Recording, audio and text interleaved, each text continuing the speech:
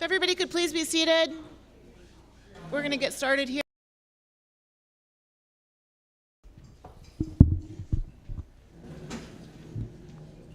It's 6:01. This is a regular scheduled school board meeting on May 16th at San Marcos CISD. Pursuant to Board Policy BE, the public is respectfully reminded that the meeting of the Board of Trustees is being held in a public area within the geographical boundaries of the school district to satisfy the legal requirements. The public is reminded that this meeting of the board is open for all to attend and participate during the public comment portion of the meeting. At all other times, the board members will conduct the business of the district as listed on the agenda. Thank you. We will stand now and say the Pledge of Allegiance to the American flag and to the Texas flag. I pledge allegiance to the flag of the United States of America and to the republic for which it stands, one nation under God, indivisible, with liberty and justice for all. Honor the Texas flag. I pledge allegiance to thee, Texas, one state, under God, one indivisible.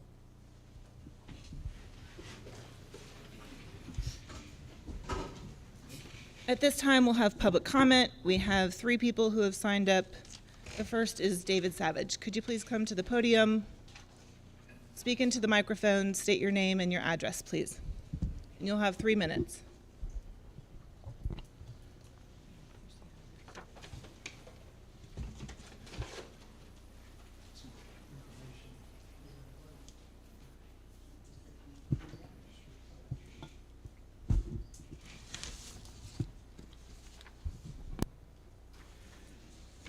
Good evening, Superintendent Cardona, Board of Trustees.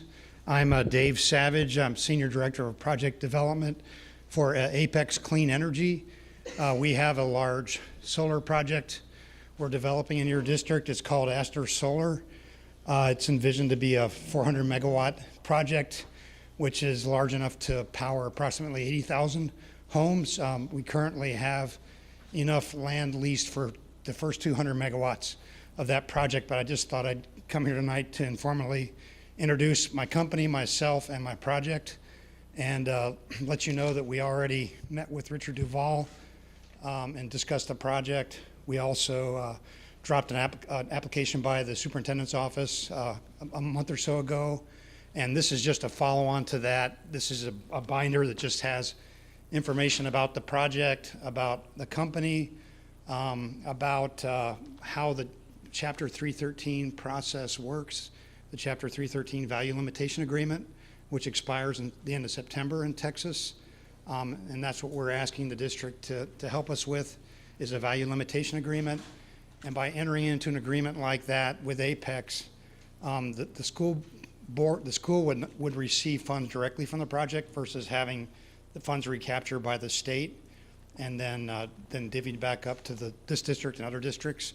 There are 2 forms of payments that go directly to the district up front. There's a revenue protection payment, which in this case, and these numbers are based on a 200 megawatt project, which is what we have leased right now. So this is a smaller project than what we ultimately could have, but the numbers reflect a revenue protection payment of 1.8 million that's given to the district up front, and then another 8 million that's given to the district for each student over the first 10 years of the project life. So it's about $9.8 million. $9.9 million that the district would receive directly from the project. If the district were not to enter into an agreement like this, they wouldn't receive any of that money. They would receive property tax dollars, approximately $38 million worth of property tax dollars over the life of the project. But this binder just talks about solar in general, about this project, where it is. It's down off of 1979, east of 123. We're going into the Zorn substation right along 123 here for our interconnection agreement. We're well underway with that right now. We're in the second phase of the interconnection agreement with Lcra. So I just wanted to introduce myself, and we have I believe one of our project developers here, Jackson Walker, as well. But if you all have any questions, this may not be the appropriate forum for that, but happy to answer any. Happy to come back and get on the agenda and actually officially kick off the application process if that's something that the board is interested in doing. And thank you very much for your time. Thank you. Second, we have Donna Goodall.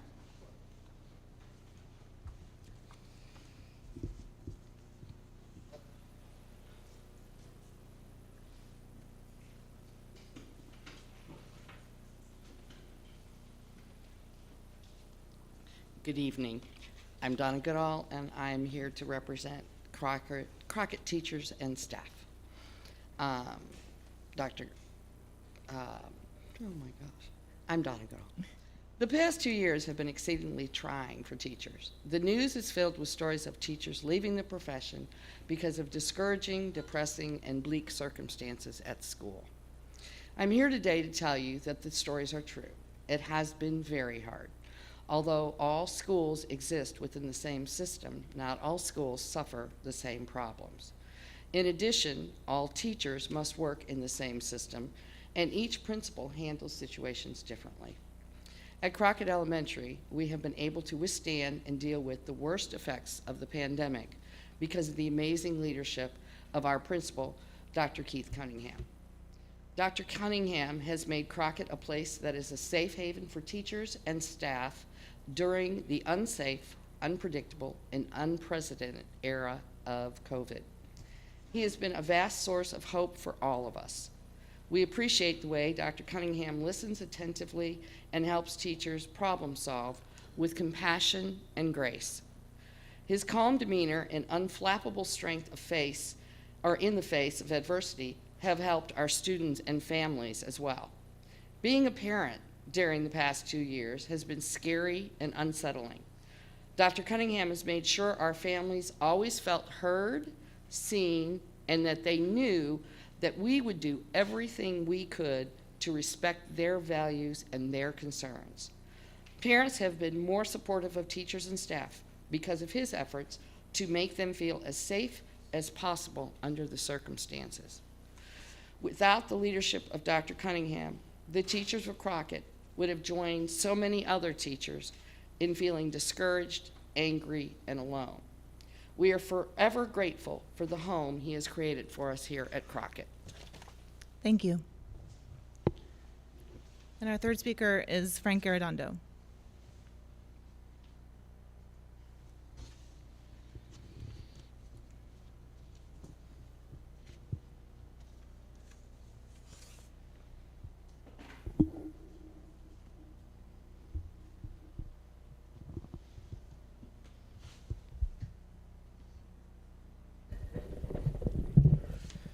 Madam President, school board members, and Dr. Cardona. My name is Frank Arredondo. I'm a native of San Marcos. I first of all want to thank you all for the honor you're going to give Celestino Mendez. Well-deserved honor that you all are doing for him. I want to tell you a little bit about Celestino that I personally know and to share with the public. Besides being an active community member during his heyday, I knew him, first of all, when he was coach of the San Marcos Blue Sox, a semi-pro baseball team that my grandfather had.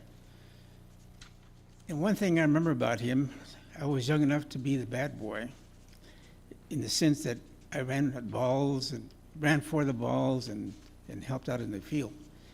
He was a coach. He had this convertible Impala-like vehicle that he drove around town, and he took me in it several times, and I had a thrill with him. He liked speed at the time. My parents didn't know that I was with him, otherwise they would have set me straight. But Celestino, for all that he did, there's things about him that a lot of people don't know. He helped a lot of people, a lot without fanfare.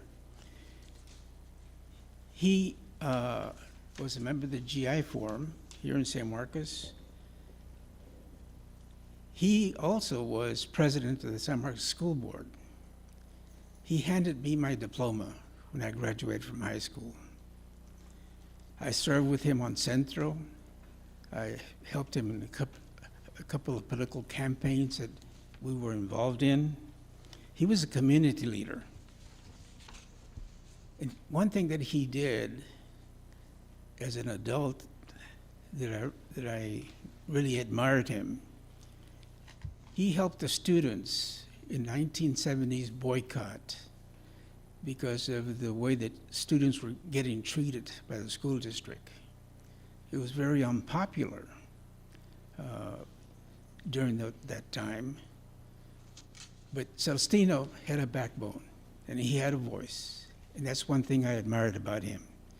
There's a lot of people that complain, a lot of people that make some noise, but very few people will stand up and do the right thing. And I honor Celestino Mendez. I was glad to be his friend, glad to work with him, and I'm glad that he was the president when I got my diploma. Thank you all. Thank you. Thank you.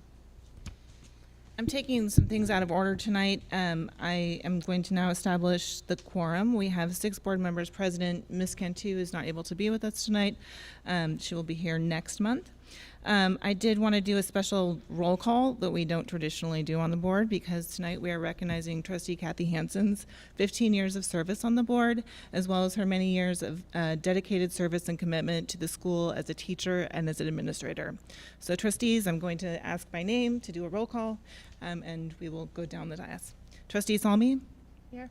Trustee Arredondo? Here. Trustee Halsey? Trustee Mejia? Trustee Villapando? Trustee Kathy Hansen. Here.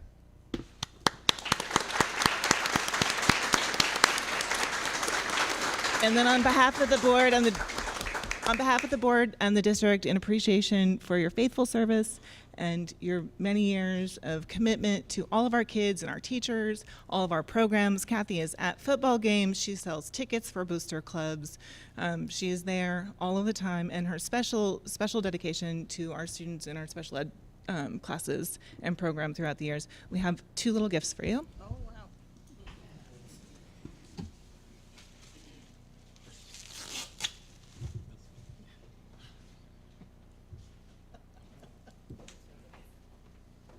That was nice of you all.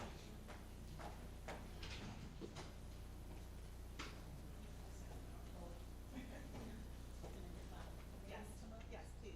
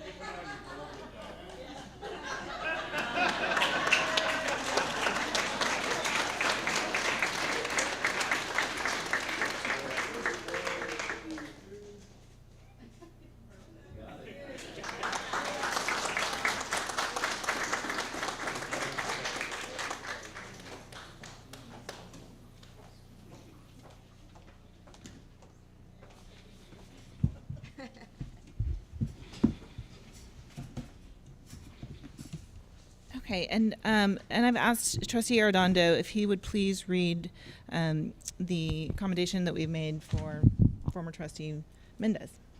Thank you, President Halsey. As many of you are aware, we lost a true pillar of the San Marcos community earlier this month, and so on behalf of the San Marcos CISD Board of Trustees, we have the following resolution. Whereas Celestino Mendez Jr. was born in 1930, raised in the San Marcos area, and attended the historic Southside School, formerly known as the Mexican School, and whereas Mr. Mendez honorably served the United States of America from 1950 to 1953 during the Korean War as an airman first class in the U.S. Air Force, and whereas Mr. Mendez's commitment to social change was instrumental in ending the race-based segregation of schools in San Marcos, Texas. And whereas in 1963, Mr. Mendez was the first Hispanic trustee elected to the San Marcos Consolidated Independent School District and enthusiastically served as trustee. And whereas Mr. Mendez, as an elected public servant, courageously served the district and the San Marcos community to promote equality and better relationships between the community's racial and ethnic groups. And whereas Mr. Mendez's commitment and dedication to the district was critical to the success of the San Marcos Consolidated ISD for all students. And now, therefore, be it resolved that the Board of Trustees of the San Marcos Consolidated Independent School District hereby expresses its gratitude and appreciation to Celestino Mendez Jr. for his dedicated service as a devoted trustee to the district and for his valuable contributions to the district and to its mission of ensuring that all San Marcos, Texas children have access to a quality education that enables them to achieve their full potential and fully participate now and in the future in the social, economic, and educational opportunities in Texas and the United States.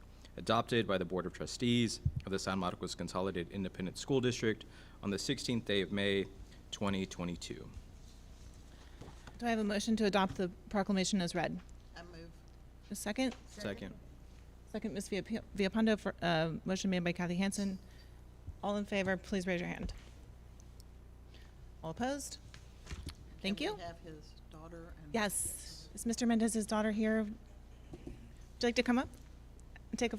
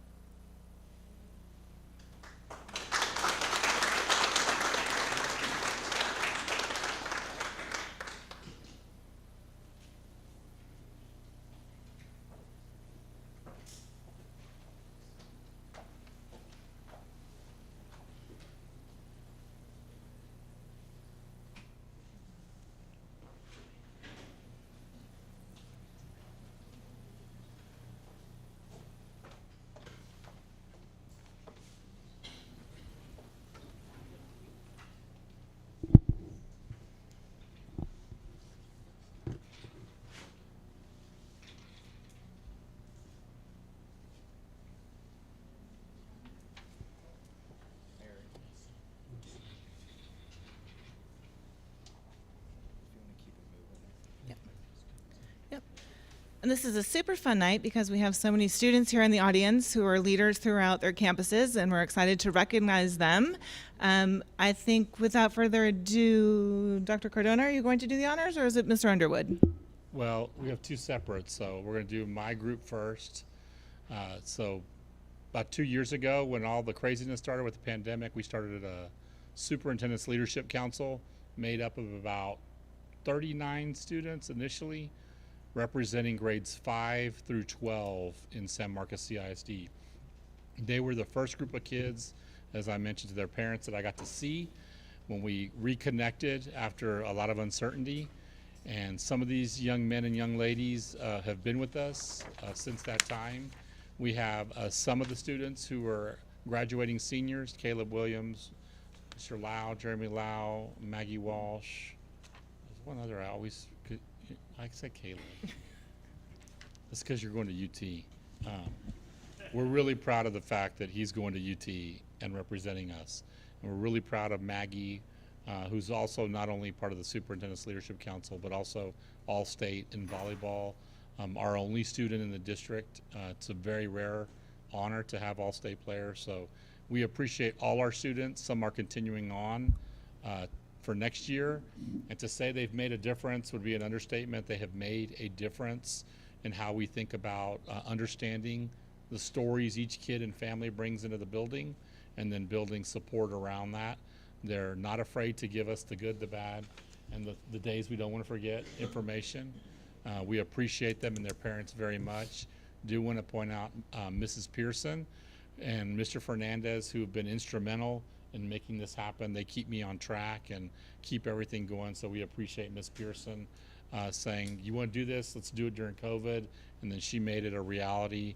And when she couldn't jump in, Mr. Fernandez jumped in, and when he couldn't, everybody else jumped in.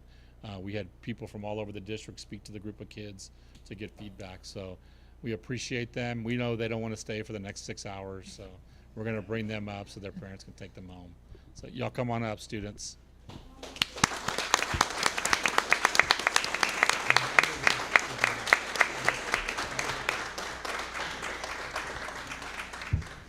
we're going to fit all these guys. We can hide in the back. They can be in front.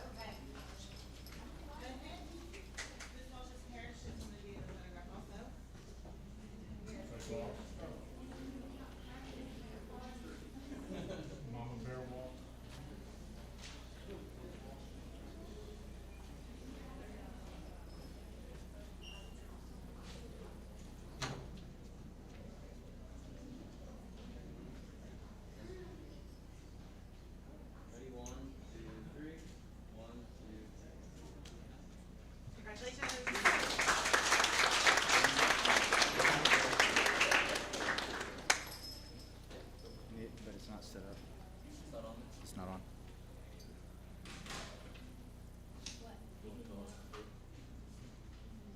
We have Mr. Underwood here. We have a few more groups from last month that we want to finish up recognizing, so I'll turn it over to Mr. Underwood. We have a presentation to go along with it, but give me just a second.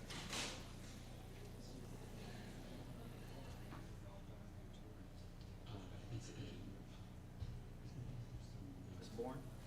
Oh. Sorry, I looked right over you. Okay, all right. Thank you, sir. Okay. All right. So tonight we're going to recognize non-UIL middle school accomplishments for the 21-22 school year. And I welcome and thank you, Dr. Cardona, and thank you to all the school board for being present and available for this to recognize these that are here tonight. Under art teacher Belinda Bourne, Ms. Bourne, if you go ahead and go on up, there were 3 students that placed in top ratings of 4 for the junior Vase competition.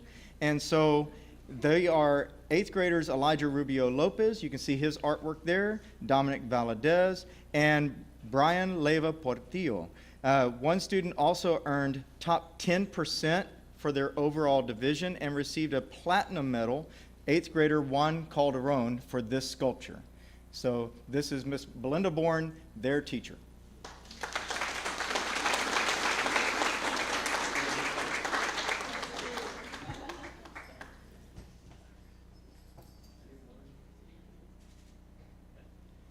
Now we have several, thank you, Ms. Bourne. We have several teachers that are not able to be here with their students. They're actually practicing for performances. We have 11 different events this week alone, and so in fine arts. So it's a lot of stuff going on. We have some pictures here for you. Bradley Pineda was a student at Goodnight Middle School that actually achieved all-region band. This is a picture of him after the event was over, and those are his two teachers, band directors Nick Conti and Aaron Mata. Also, we had our Goodnight Middle School that had 5 region choir members. From left to right, those students are Thomas de la Cruz, Daniela Lopez, Eileen Serrano Garcia, Michaela Fletcher, and Daniel Cruz. Their choir director is Savannah Bowen. And then we have, again, they're practicing for a show this week, so they're not here, but our Goodnight Middle School Theater got first place at the Tiny Texas One-Act Play Festival against various area middle schools that all came to compete. And so our theater arts program is from the top down, just really already doing extremely well, and I think we should recognize that. Their show was called The Internet is So Oh, look, a kitten. That was the name of their show. They had a great time doing it too. All right. Next up is Miller Middle School art and junior Vase medalists. And the artwork that you see here is a self-portrait of Camille Presley. And this is her artwork. She drew this. Her art teacher is Patty Delgado, here also to take a picture with the board.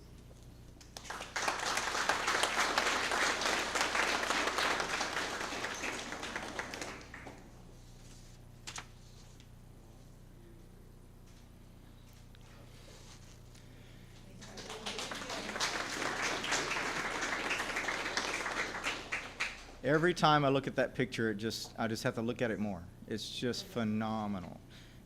She drew that. It's just wonderful. Miller Middle School also participated in All-Region Band, and their single student that made All-Region Band was Riley Civilay, and their directors are Mr. Hector Ramirez, who is here tonight, but he's going to come on up, but also Daniel Maldonado are their directors. So this is for Riley Civilay.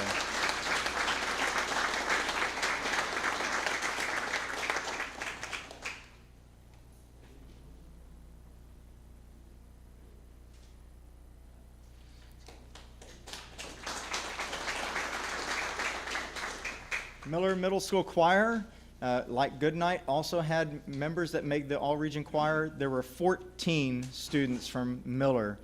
You'll recall also that they had 2 different groups that made concert and sight reading sweepstakes. So this choir also had 14 individual students that made the all-region choir. Let's give them a round of applause.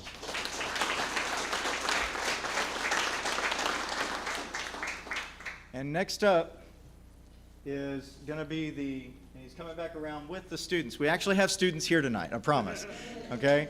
So, and I know that's why we're here. So we're going to bring in the Miller Jazz Band, who went down to the Texas A&M Kingsville Jazz Festival, and they took first place in that festival as the jazz band.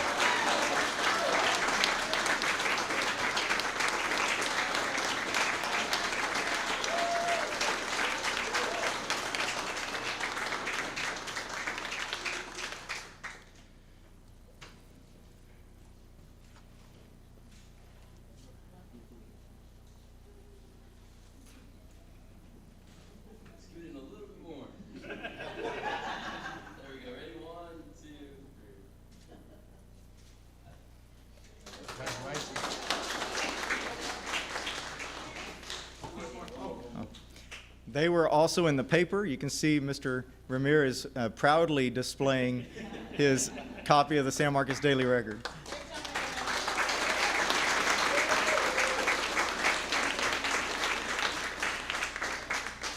All right, and last but not least, and I just want to say a couple of things about, as they're exiting, you'll notice that there's a piece of paper that says Donna Campbell, MD. Senator Campbell actually wrote them a personal letter to congratulate them for their first place at the Texas A&M Kingsville Jazz Festival. So that was phenomenal. All right, next up, we have Mr. Mike Smith, And Mr. Smith also went to Tiny Texas One Act Play with his students, and you'll see that there are several students here. Mercury Thompson, Austin Howard had honorable mention all-star cast. Moth Nice had a crew award, and then there were two students, Eliana Smith and Peyton Haley, that also made all-star cast. Now, so they did a phenomenal job as well, and we did a wonderful thing. Again, we're just really building from below and sending our students to the high school with some great talent. And speaking of talent, and I don't have the pictures on here because I had already submitted this, but there are pictures from Annie Jr. If you missed it, Friday and Saturday of this last week, Annie Jr. was presented, and Mr. Smith, along with Mario Contreras, who directed the chorus, and Corinne Bean, who is the orchestra teacher there, who did a prelude concert prior to it beginning. They put together a fantastic show, probably the best middle school performance of a musical that I've seen. And that includes my own groups from way back when. And so it was a phenomenal performance. And Mike, go on up and take a picture with me.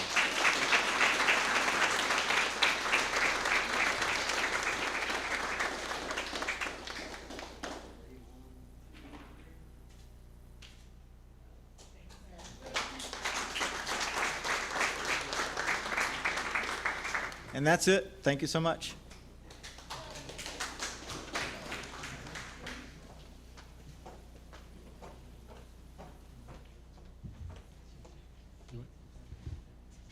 Get another picture?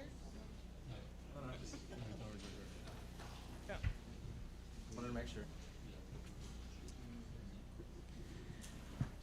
All right, at this time, the board is going to move into closed session as authorized by section 551.071 and 551.074 of the Texas Government Code to have a discussion regarding the superintendent's formative evaluation.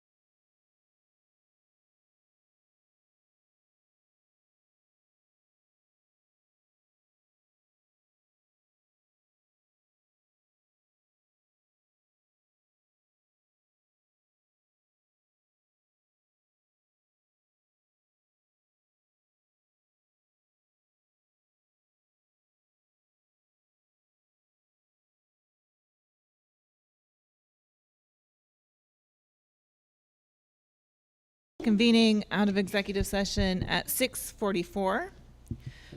We are moving on to item number 6, considering an order canvassing the May 7, 2022 election for the purpose of electing one trustee. I'm going to go ahead and proceed. For our May 7, 2022 election, we had single-member districts 4 and 5 up for election. Single-member District 5, we had one candidate, Clementine Cantu.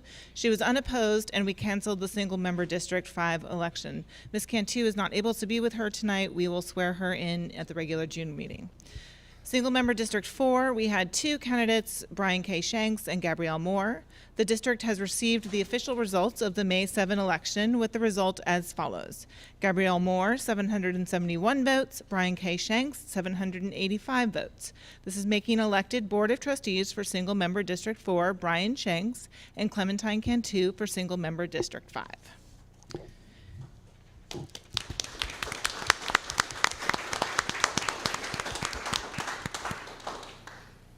Do we need a motion to accept? I need a motion to accept the canvas. I move to accept. Second. So moved and seconded. Is there any discussion? Seeing no discussion, all in favor of accepting the canvas as presented, please raise your hand. All opposed?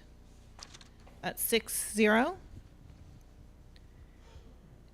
And now we will move on to item 7. We will issue the certificate of election to Brian Shanks, elected on May 7, 2022, to serve on the SMCISD School Board of Trustees.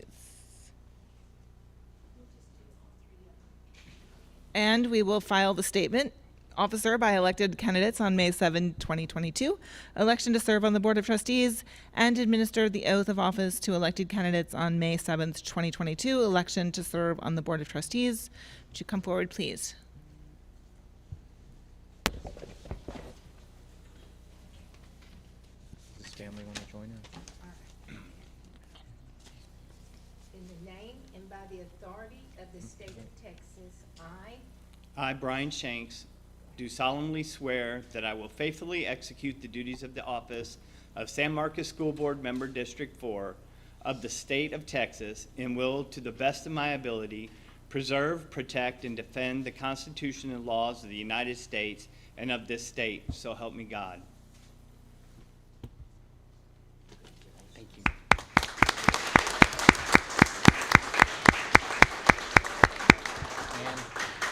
And his family. Yeah, if the family would like to come up and take a picture.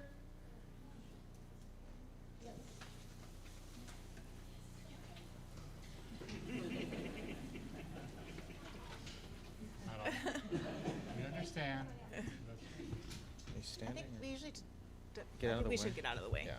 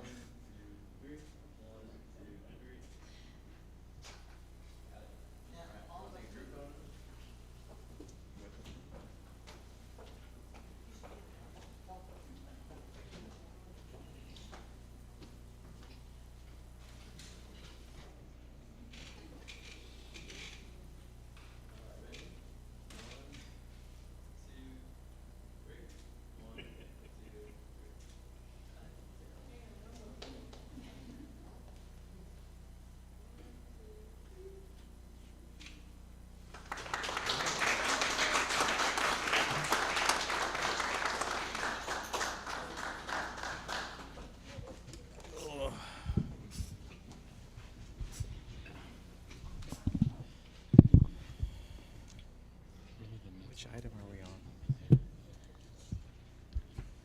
For the okay. Is the library update first? Yeah? Okay. Okay.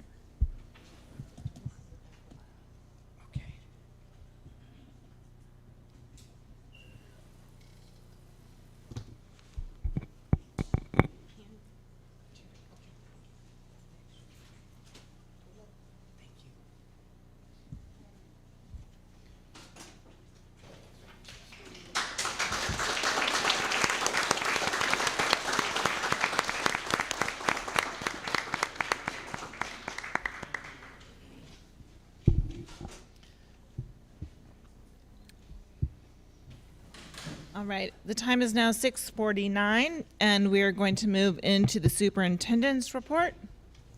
Madam President, we covered most of the superintendent's report earlier today, but there is one important topic if you could please help me with. As you know, May is Mental Health Awareness Month. That's why we're wearing green. Purple is our normal color, but we appreciate you wearing green. And we have a proclamation to read, a resolution, if you could. Thank you. Whereas mental health is essential to everyone's overall health and well-being, and whereas all Americans experience times of difficulty and stress in their lives, and whereas prevention is an effective way to reduce the burden of mental health conditions, and whereas there is a strong body of research that supports specific tools that all Americans can use to better handle challenges and protect their health and well-being, and whereas mental health conditions are real and prevalent in our nation, and whereas with early and effective treatment, those individuals with mental health conditions lead full, productive lives, and whereas each business, school, government agency, healthcare provider, organization, and citizen shares the burden of mental health problems and has a responsibility to promote mental wellness and support prevention efforts. Therefore, we, the San Marcos CISD Board of Trustees, do hereby proclaim May 2022 as Mental Health Month in San Marcos CISD. As the San Marcos CISD Board of Trustees, we also call upon the citizens, government agencies, public and private institutions, businesses, and schools in San Marcos to recommit our community to increasing awareness and understanding of mental health, the steps our citizens can take to protect their mental health, and the need for appropriate and accessible services for all people with mental health conditions. Is there a motion to accept the resolution? I move that we accept the resolution. Motion made by Dr. Salmi. Is there a second? I'll second. Second made by Trustee Arredondo. Any discussion? All in favor, please raise your hand.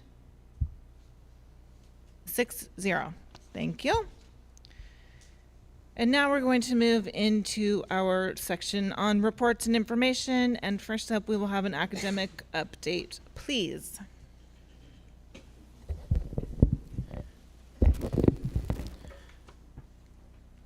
Good evening, Madam President, Board Trustees, Superintendent Cardona.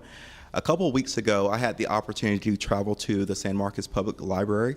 And in that experience, it was just amazing to see the facility and the different resources that are available to our students. And so as a result of that, in conversation with Ms. Carter, she agreed to come here this evening and just share some of the unique opportunities that are present for our students and their families over the course of the summer as we continue to make sure that we push our students and don't see that summer slide that so often we see during the summer. So Ms. Carter, if you would like to come on up.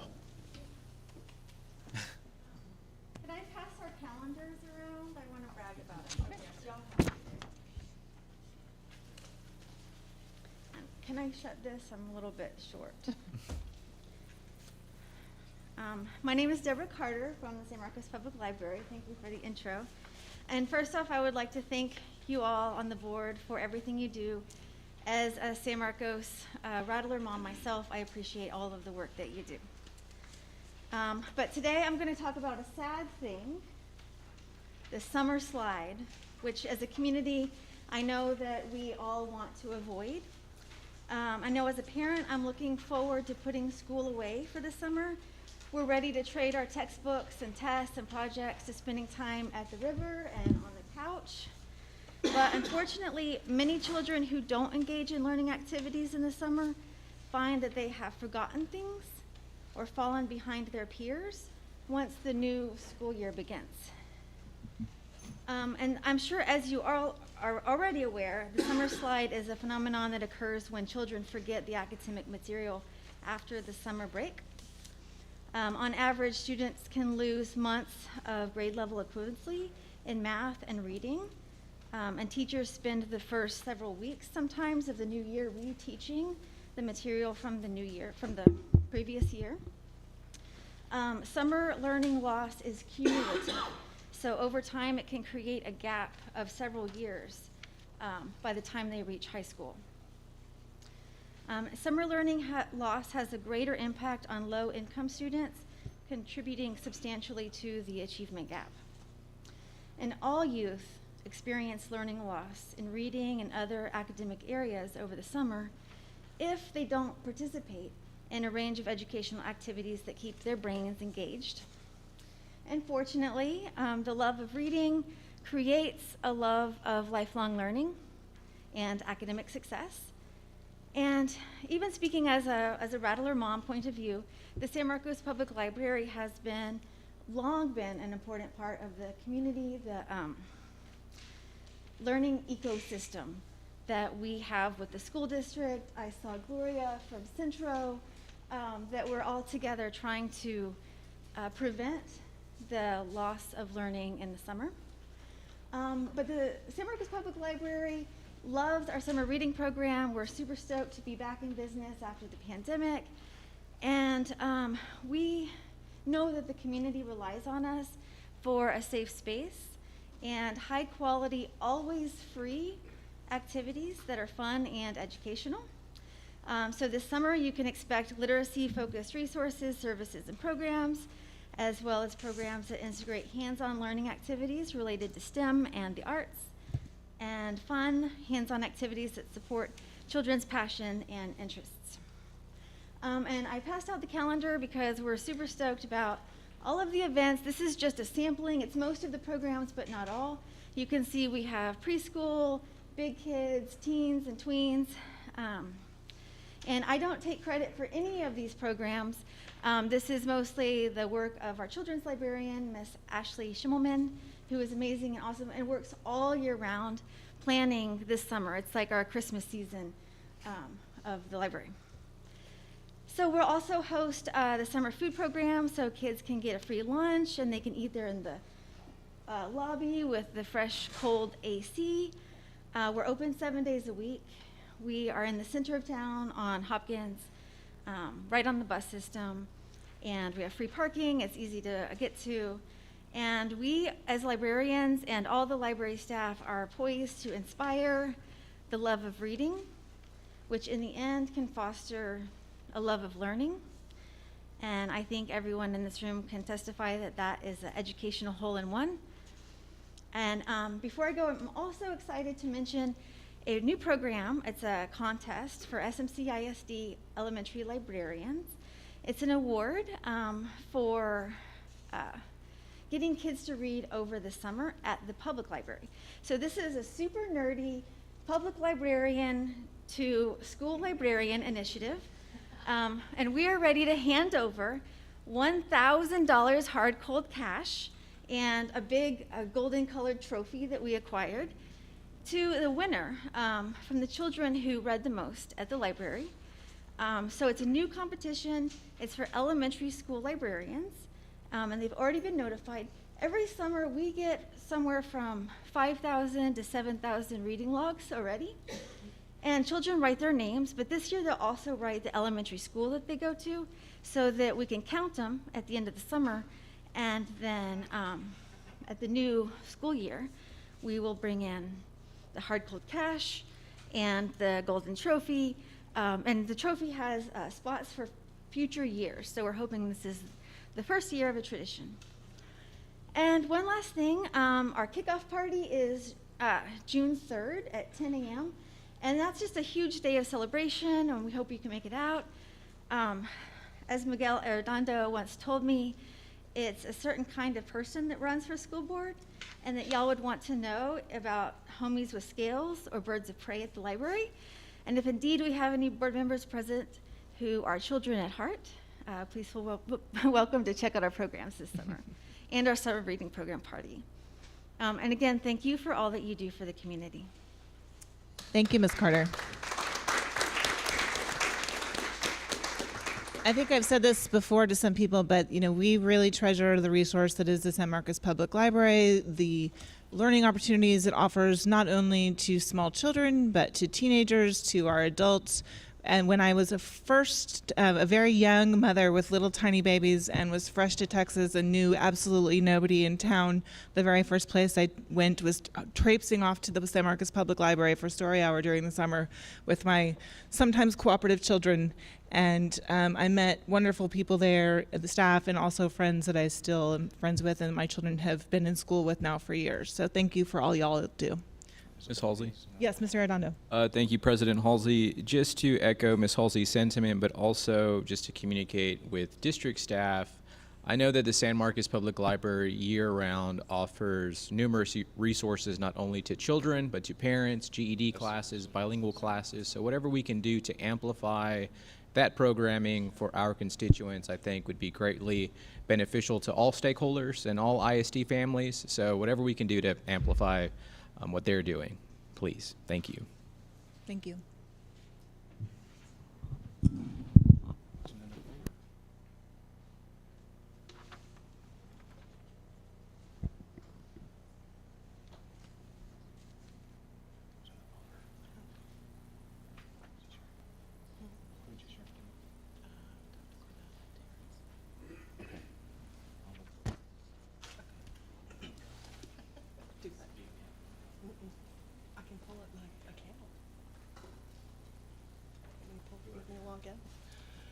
We're having technical difficulties. Hang on just a second. That's okay.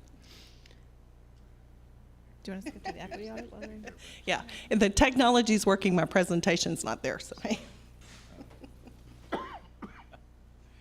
documentation. Is there more than just?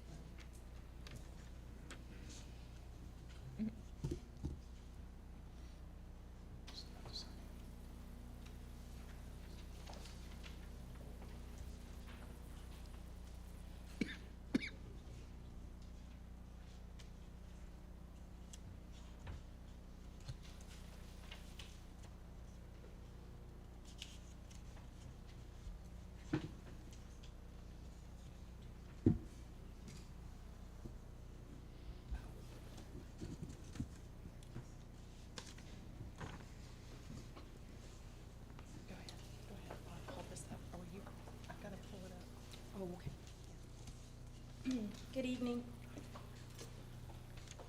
Good evening. I'm Rose Pearson, Director of Student Support Services. I'm going to go ahead and get started while she's pulling up her presentation. You should have a copy of the equity audit update in your binder. It's just a one-pager timeline. So we wanted to provide an update for you all. February 25th was when INCUST Equity and Excellence Audit meeting was held with district leadership to review the proposal and the implementation. And then on March 11th, the INCUST campus overview with our campus principals in planning preparation for their campus visits. And then we actually had them here April 18th through the 28th. We had them here for 2 weeks, and they spent 2 days on each of the campuses that we were completing the equity and excellence audit.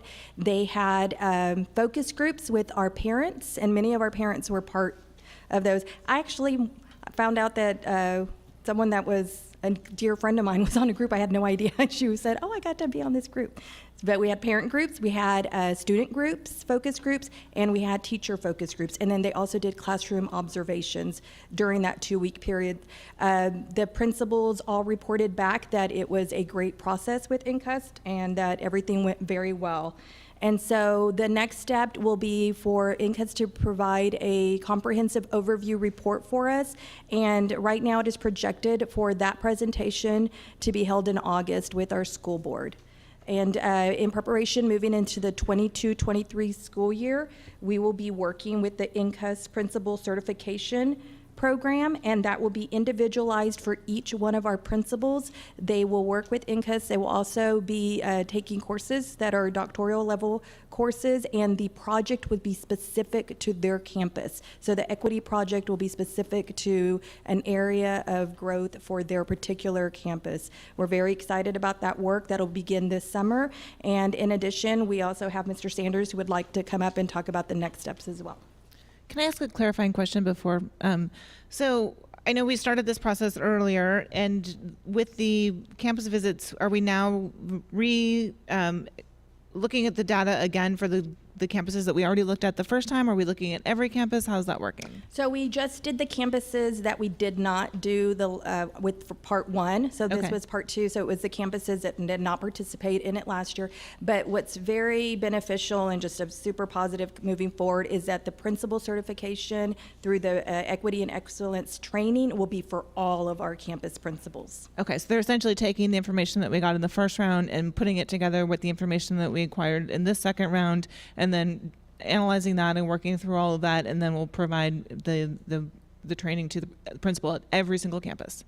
I got Yes, that? Exactly, Excellent. yes. Thank The you. presentation in August will be specific to the campuses that they did the audit on. this Okay, any time. other clarification before Mr. Sanders continues? Yeah, I had one more question. Will those projects take place over the course of the next school year, or is it a longer-term project?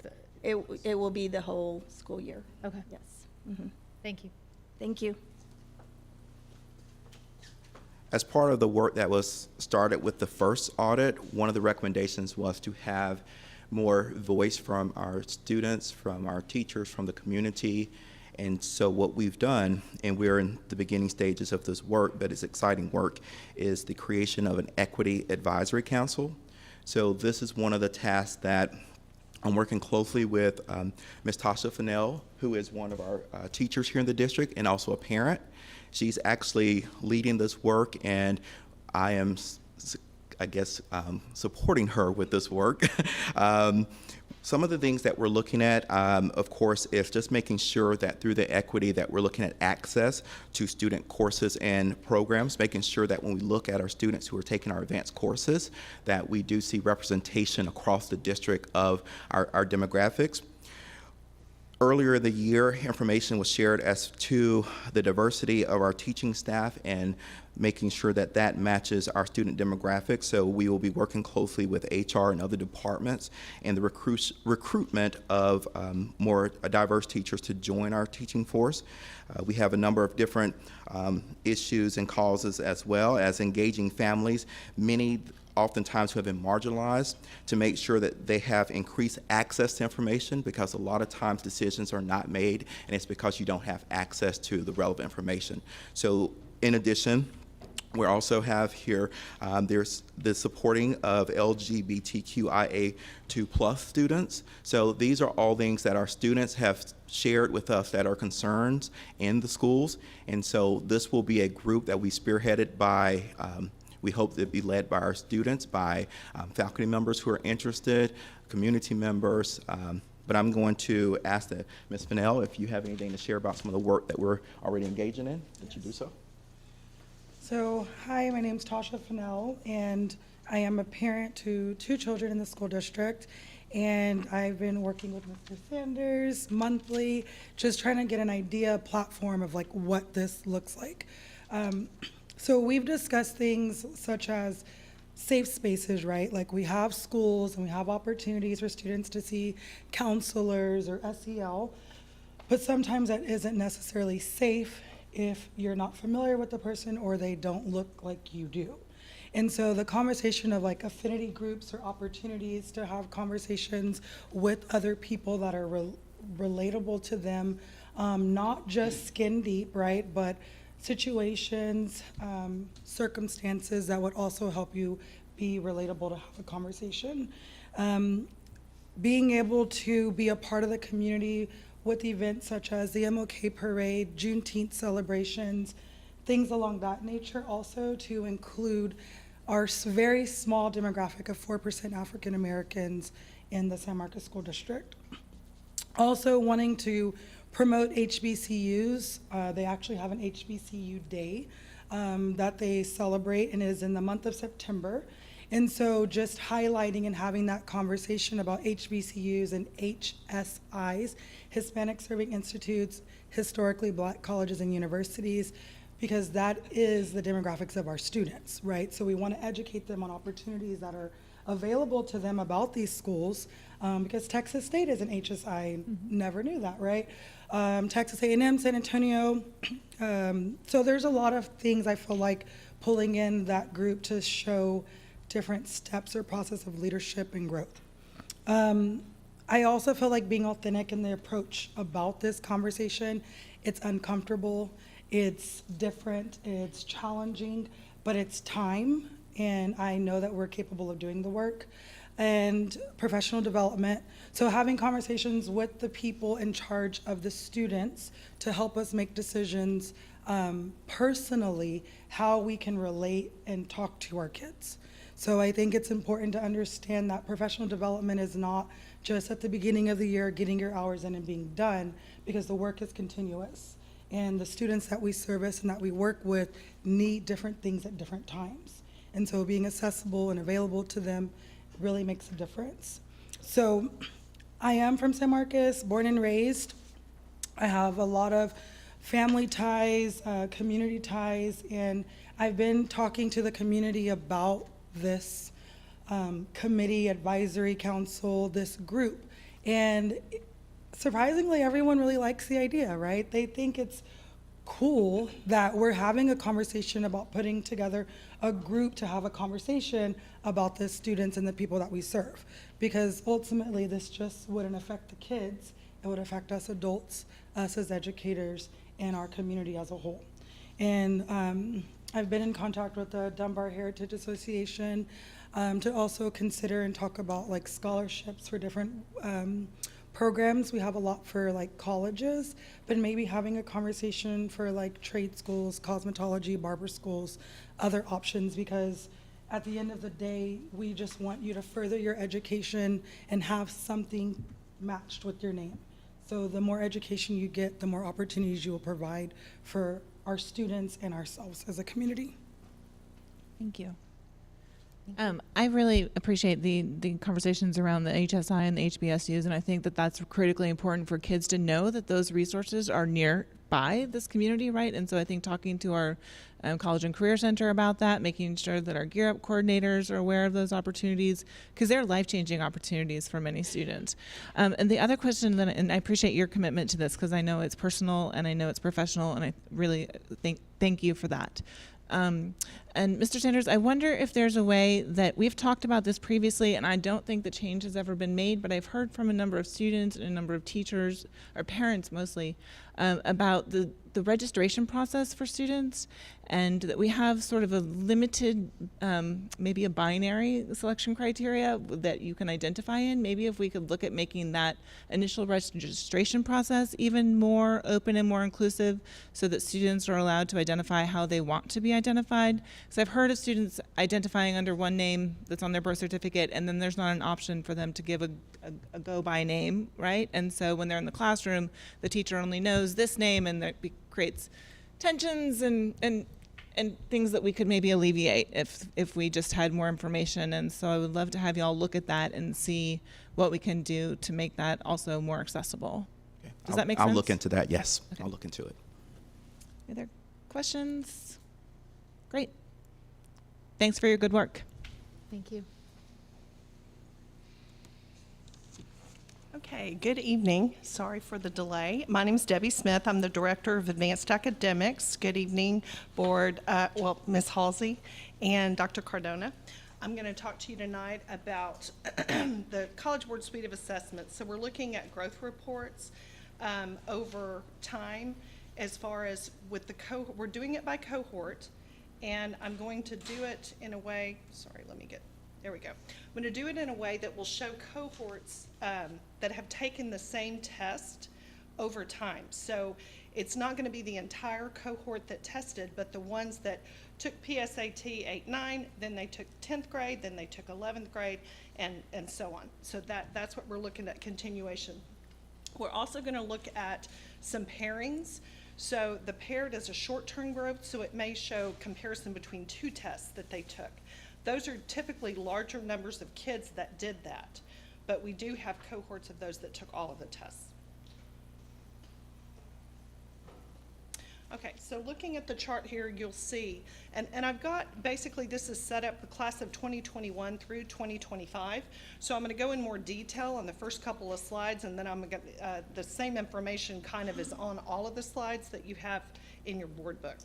So when you look at the number of students that took the PSAT in ninth grade in fall of 2017, there were actually 510 test takers.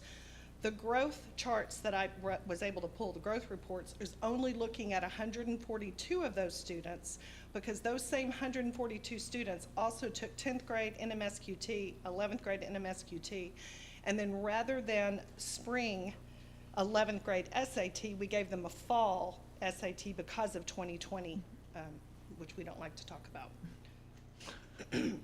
So this is showing the long-term growth, and you can see that we're steadily growing. Even when they had the break as 11th graders, in 12th grade, they're still up above benchmark. And this is EBRW, stands for Evidence-Based Reading and Writing, because the tests are aligned. First of all, the whole suite is aligned so that if I were to make a certain score on a test like PSAT 8-9, then I would be expected to make that same score on the NMSQT. So they're all aligned in that way. So is that benchmark set by us, or is that the national benchmark? This is what we've done. Okay. This is what we've done, our students. Can you This tell is me? the 142 students that all took all those tests. Right. I'm just saying the benchmark that we're identifying here, is that a benchmark that is That's- specific to SMCISD, or is that the national benchmark? That's a national benchmark. Thank you. Yes. Okay, Dr. so the Solomon. benchmark column in every table you gave us is for the national benchmark for that grade level that year. Correct. And the projected mean score, can you define that for us as well? The projected, well, they project a range that if they continue on that trajectory, that those kids will score in that range. Okay. And the mean is our students. In your Correct. tables, the middle one is the mean for our Correct. students. Thank you. Okay, so the paired one, it looks at, like I said, 2 tests, but we see, so this is a larger group. There was 350 students that took the PSAT 8-9 and the PSAT NMSQT 10th grade. So that's showing just a paired group. And then there were 324 that did a 10th grade NMSQT and then again an 11th grade. So then when we look at the cohort for math, this is that same cohort, the same 142 students. We are a little below, we're approaching benchmark. We're a little below, but we are rising every year. Again, with the paired, we're a little behind. When they got to 10th grade, they've made up some ground. So then when we look at the class of 2022, there are 137 students they're looking at. And is the class of 20, sorry to interrupt, but the class of 2021 is the first class that we started administering the PSAT 8th, 9th to, correct? Correct. Yeah, thank you. So this is a lot of the same information. You can see kind of where COVID came in, and there's some issues with the continuity. We were kind of flatlined 2018 on 8-9 to the NMSQT. But we have to remember that our 10th graders take the NMSQT so they see it more than once. We don't want them to see it for the first time when they can qualify for national merit as 11th graders. But it's really not intended for 10th graders. It's intended for 11th graders. And I think also, I mean, my daughter falls into that 2022 cohort, and I did not bring her. She was doing schooling at home at that point. And so when the test was administered, she did not come in the fall and take that. And I think that we saw that with a lot of kids in multiple classes. Yeah, I it's a certainly know it was the much- case with her peers. It's a much smaller number that actually took that test, like less than 200. So going through this, you'll see in most cases, class of 2021 through class of 2025, our evidence-based reading and writing scores, we're pretty well doing where we should be. We're in the benchmark in most cases. We're lagging behind a little bit in the math areas, but we're still making some progress. So that's basically what this is showing. And this again is math, the same 137 students. And I want to allow you a time to ask questions, so I don't want to insult you and walk through all of this when you guys can read it. So please let me know what questions you have.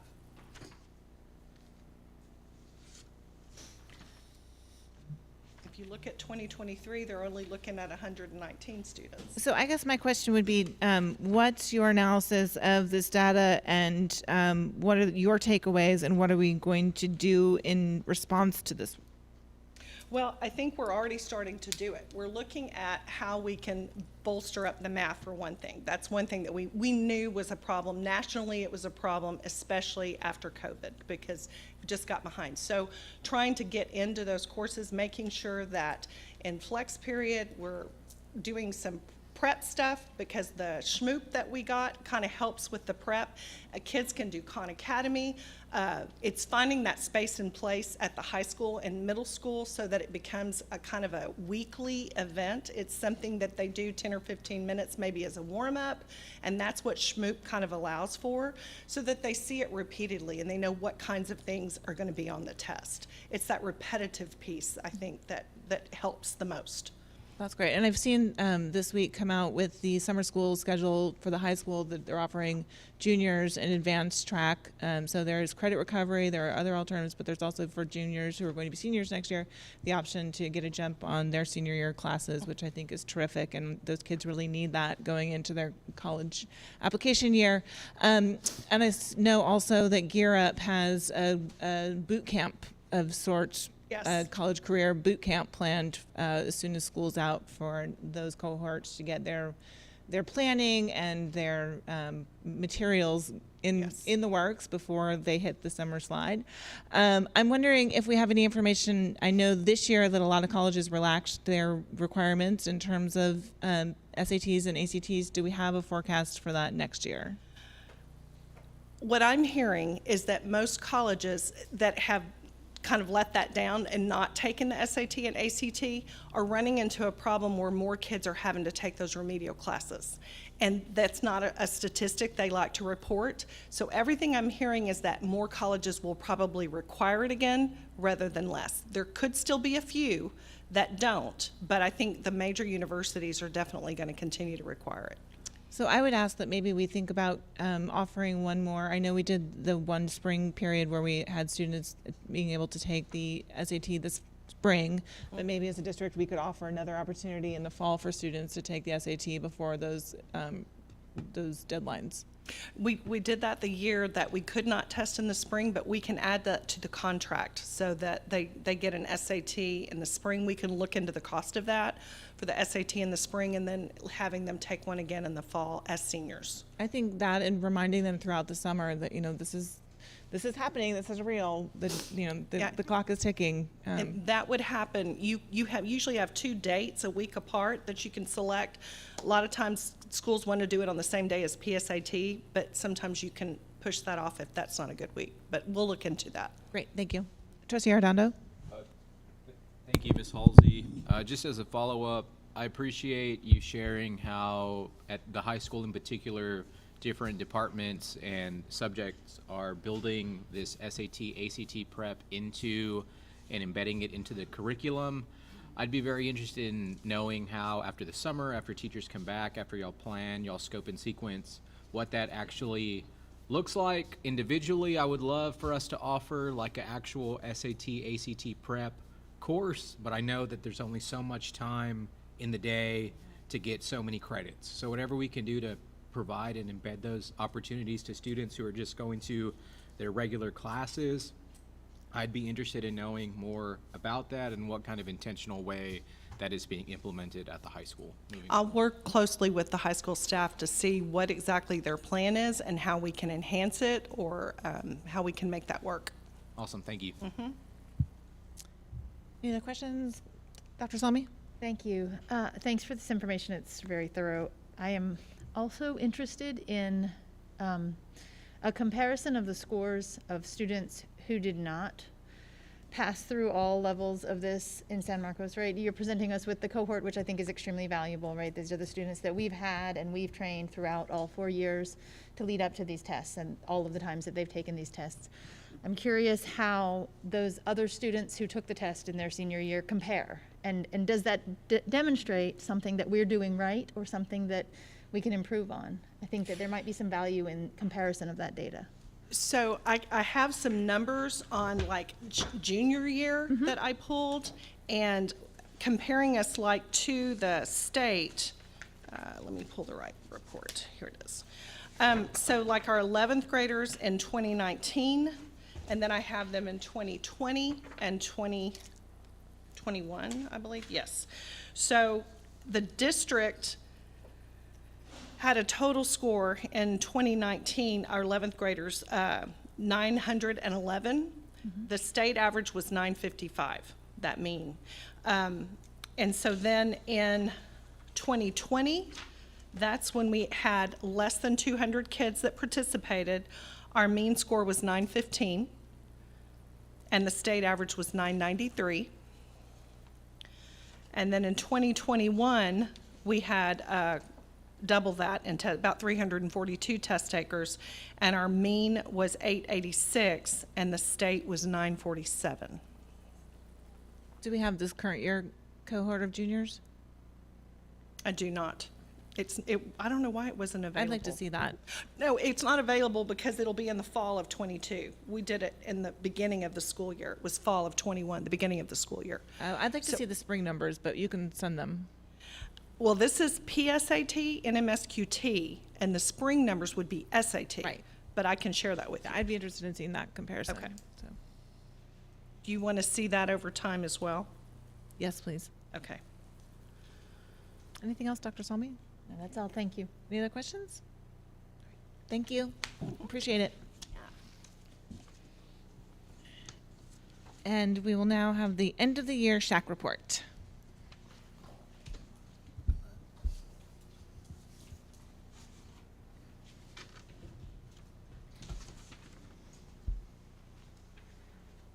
To go get a window unit. Or just get one of the fans from the garage.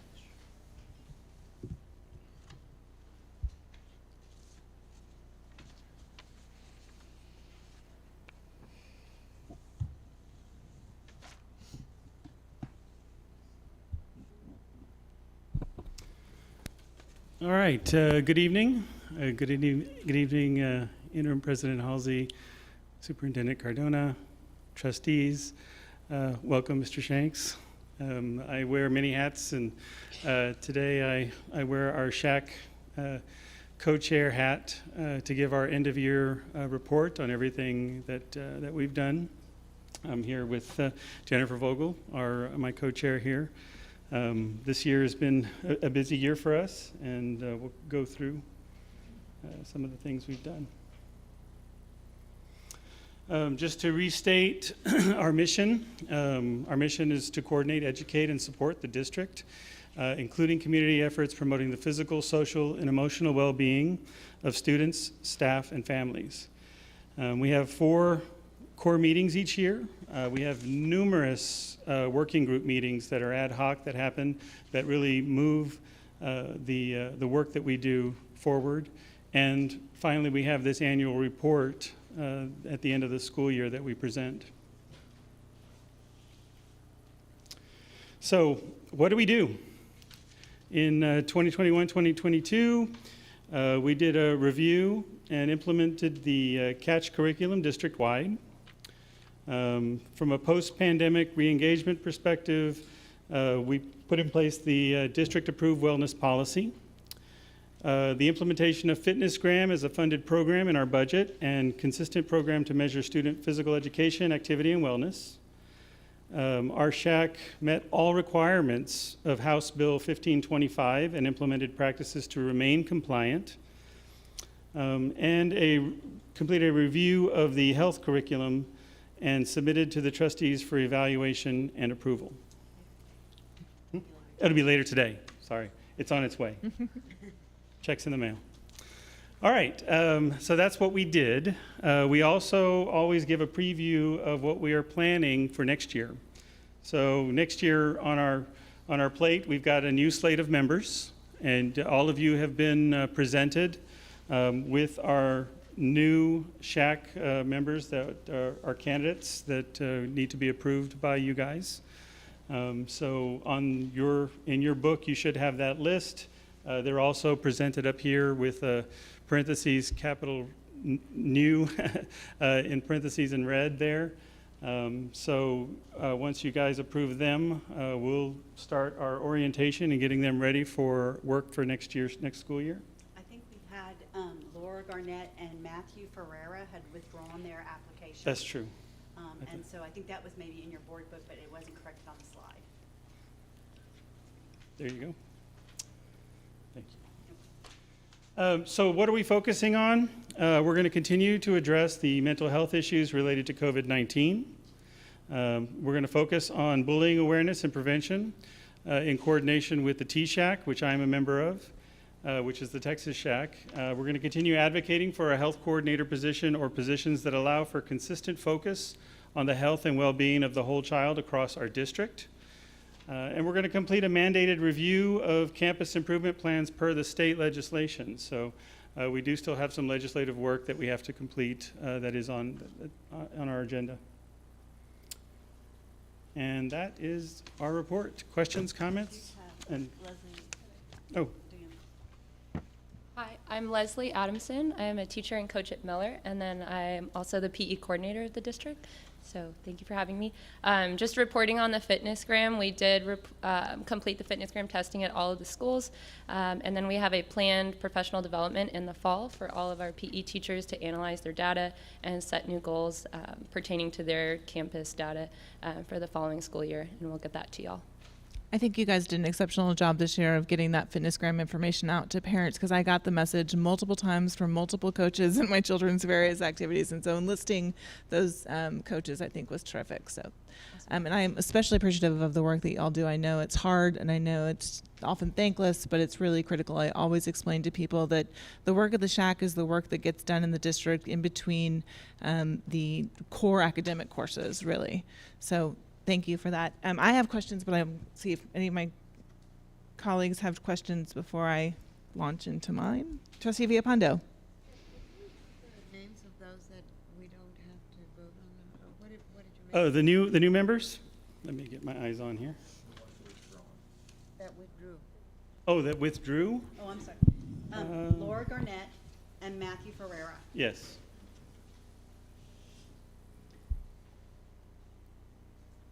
I think before we have further discussion, can I get a motion to accept the slate of SHAC appointees as presented? I move that we Trustee accept the Salmi? presented SHAC appointees. Second. Second from Trustee Arredondo. And Trustee Arredondo, you had a question? Yes. Will the replacement for those two applicants be brought to us at next meeting, or how will that work? No, we are only, our bylaws allow us to go up to 15. We can be below 15. Yeah. And right now we contain the majority of parents. So those will Parents. those will just be unfilled positions for the upcoming Right, academic we'll year. we'll keep those positions open, and if we fill it, Yeah. if we get enough qualified applicants, we would fill it. Otherwise, we'll go through the same, I mean, we'll go through the cycle next year and have those available for fill. So, okay, so just to clarify, tonight we're approving the slate as presented. Those positions will remain unfilled, but you have the authority to fill them through Correct. the academic year? Yeah, according to our bylaws, if there is an unfilled position on our board and we find a qualified candidate, we can actually bring them on during the interim period between the election cycles.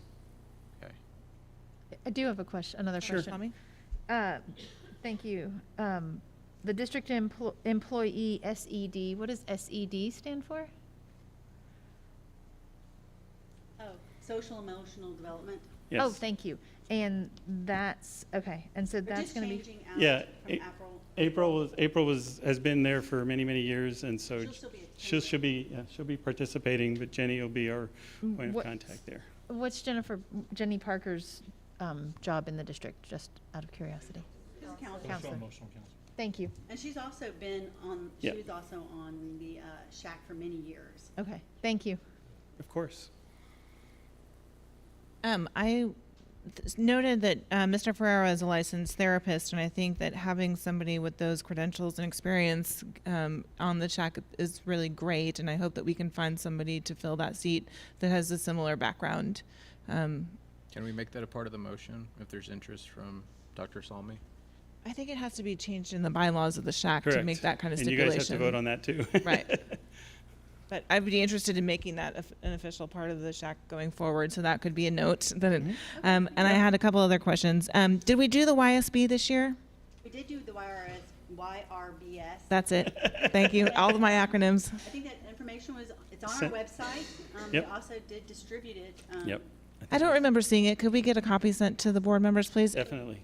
And will we be doing that again this fall so that we have a sort of It's on continuous? every odd year, Every odd year. so we will do it in 2023. Okay. I just want to make sure that we keep up with that and Yep, definitely. all right. Keep it in our budget proposal, because it does have a cost.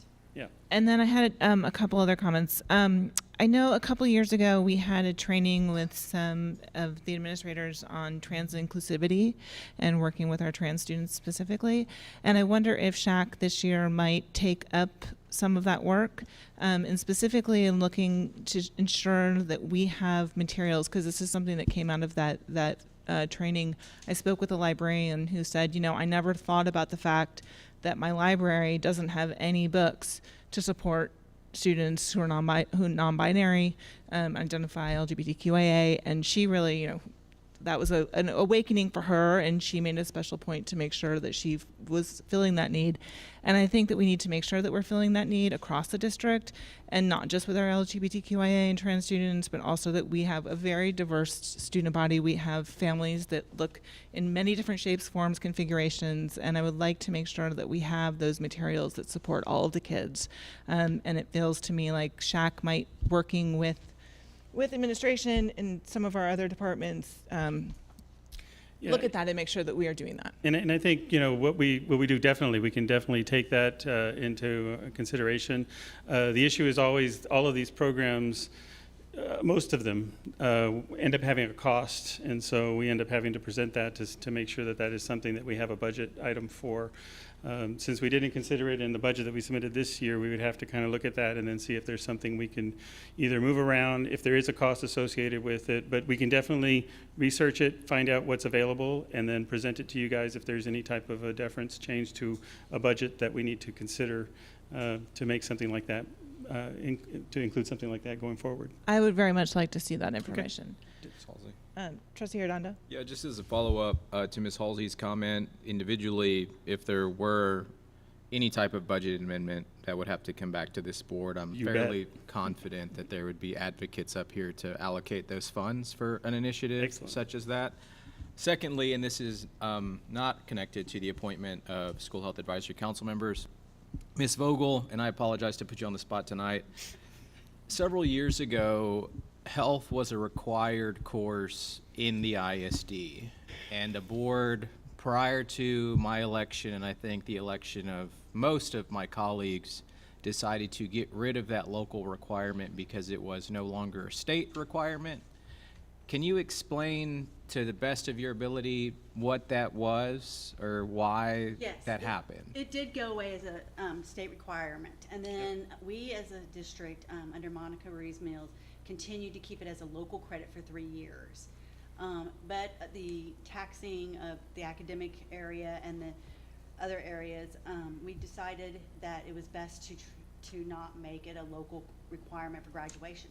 So it was removed from that. There was conversation in 2019-2020 to start looking at some type of health or life skill kind of class, 101, that would cover a lot of these areas of topics that are not just in our general academic plans.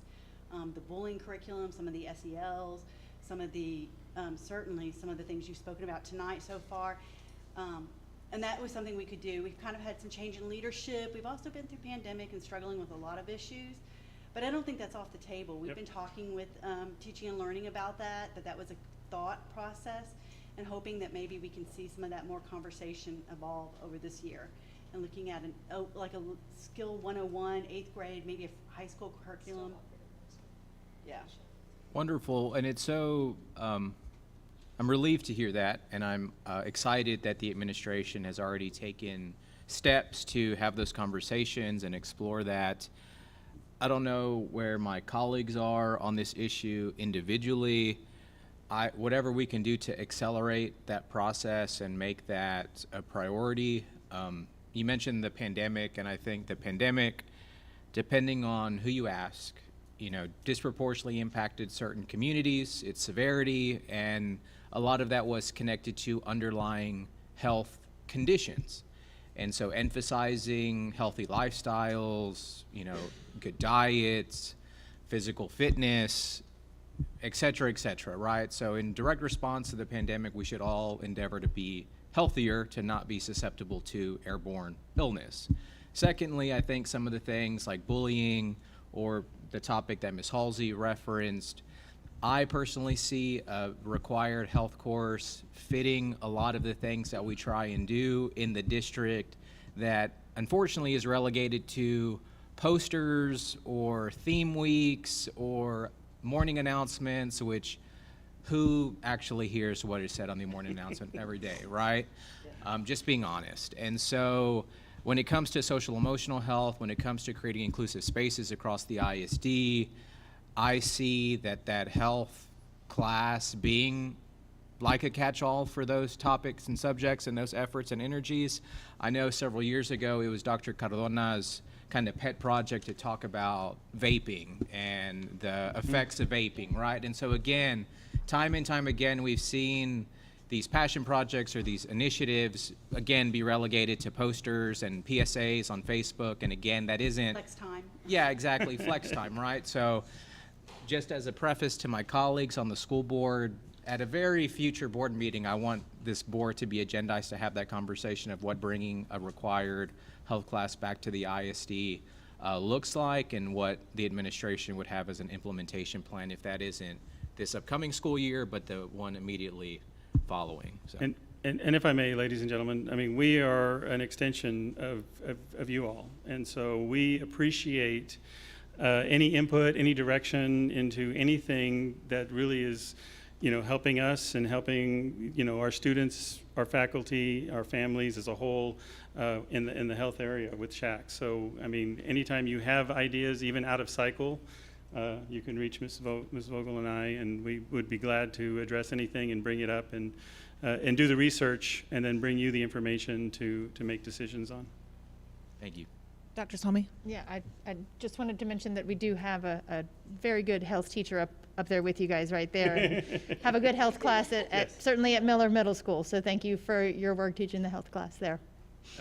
I did have one last question, and I'm sorry to sort of save it for the end, but I'd like to know about the effect on our teen pregnancy rate given the last 2 years.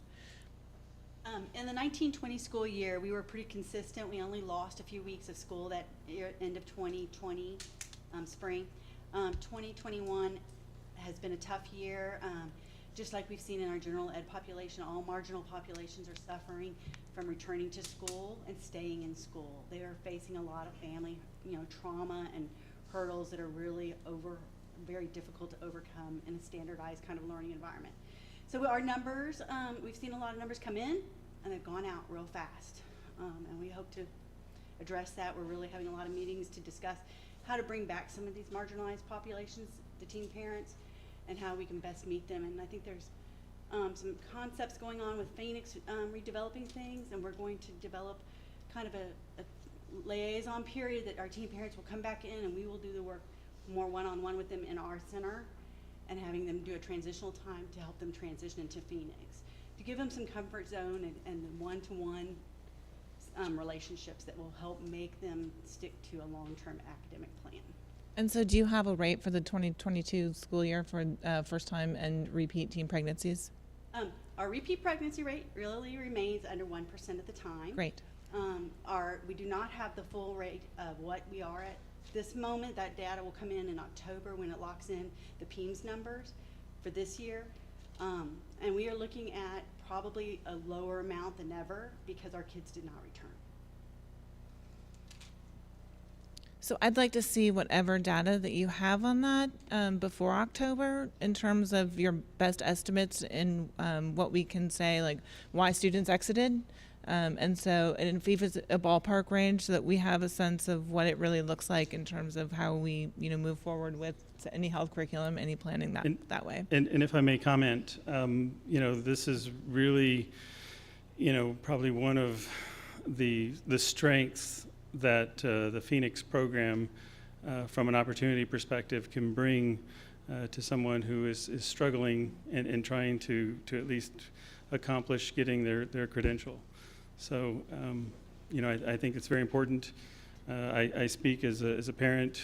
My son graduated from Phoenix this year. He graduated a year early after going through his trauma, and I don't know what he would have been able to do if we didn't have that program. Yeah, I think the Phoenix program is phenomenal, and I know the parenting program is also phenomenal, and they are consistently strong, and I appreciate that to the hilt. I'm also concerned about prevention on that side, and making sure that what we are doing in the classroom and in our extracurriculars all of the time are preventing problems and crises from happening. So. Health education will go a long way. Any other questions? Great. Thank you so much. Thank you all. Thank you, Jack. We'll get an operations update. Do we have a fire break soon? After this? Mm-hmm.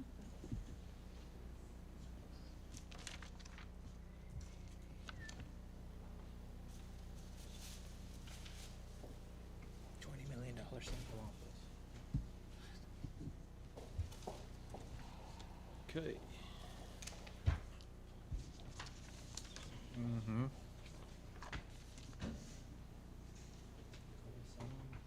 Okay, good evening, Board of Trustees, Superintendent Cardona, Interim President Halsey. We're going to take a little different twist with the operations update. We thought we would give the time to Stantec. But before we do that, there's two individuals, two people moves that we made in operations over the last couple of weeks. Mr. Richard Duval, who's sitting there in the back, he's been with SMCISD for 16 years. He has assumed the role of Director of Maintenance and Facilities. 2 years ago, Mr. Duval came to us from Miller Middle School, where he served as principal. He accepted the role of Director of Energy Management at that time. He took an active role in construction, definitely supporting my efforts, and also was very involved with maintenance. He's a natural fit for this position. He knows our campuses and he knows our people. He'll also have an active oversight of energy management and construction, but he's going to be very involved with maintenance and custodial. We're excited to have him in this role, and he knows that I, and even he, has some big, high expectations that I know he's going to successfully exceed. So welcome Richard Duval to the role.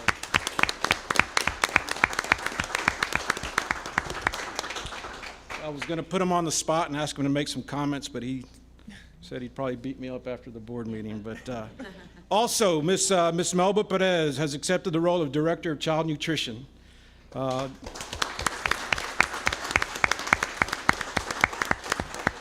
Melba has been with SMCISD for 21 years and has served since 2007, which is the last 15, 16 years, as the Associate Director of Child Nutrition. Truly a promote from within.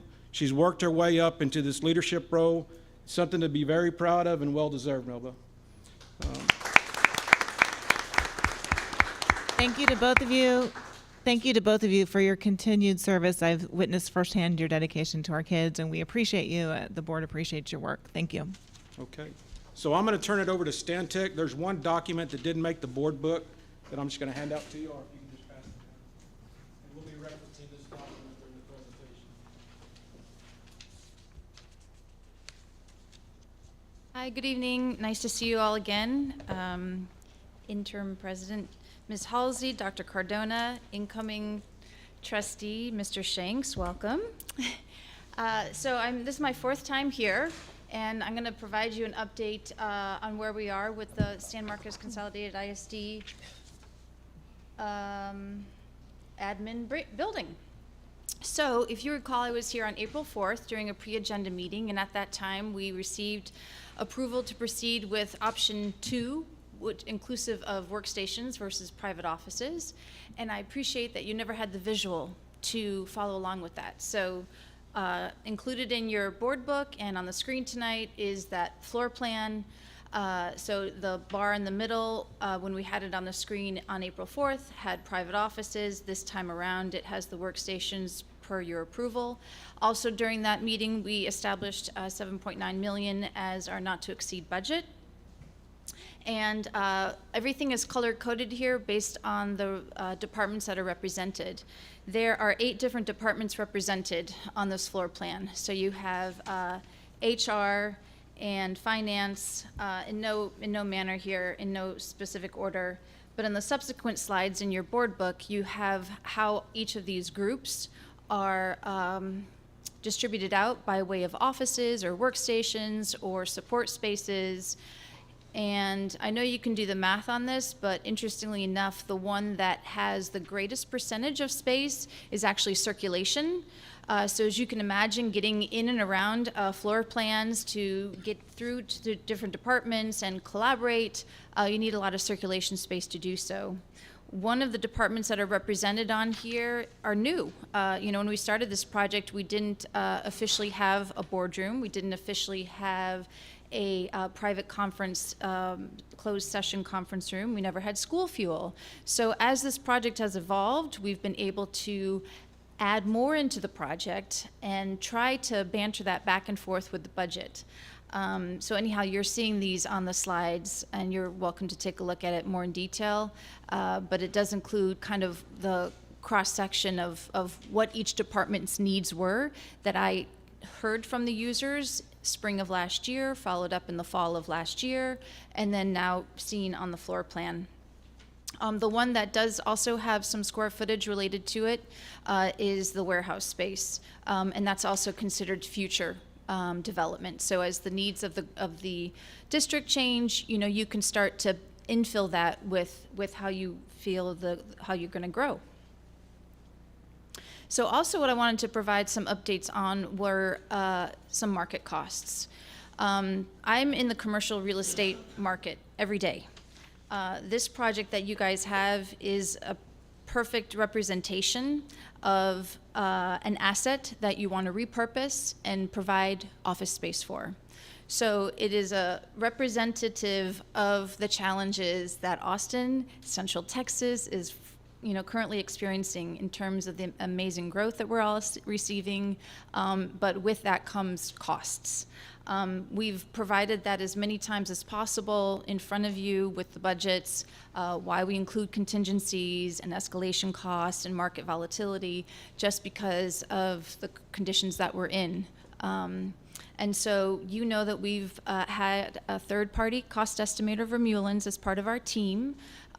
We thought it was very important to not wait for the bid to come through at the final mark, to have them along on our side, because we know that the district wants to do a closed bid environment and not have a CM at risk involved alongside. So they're very neutral in that respect. That's all they do is, identify costs on projects. And all the project costs that they look at start with actual bid prices.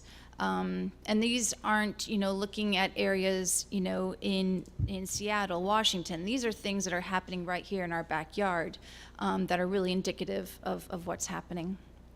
So two terms that I will share with you is escalation, and then there's also the one called market volatility. Escalation is something that we see day in and day out because it's based on the market trends. It's going to be things like availability and work labor availability, and of course the big thing that everybody hears in the news with prices rising. So that's pretty consistent and included in a contingency as a result.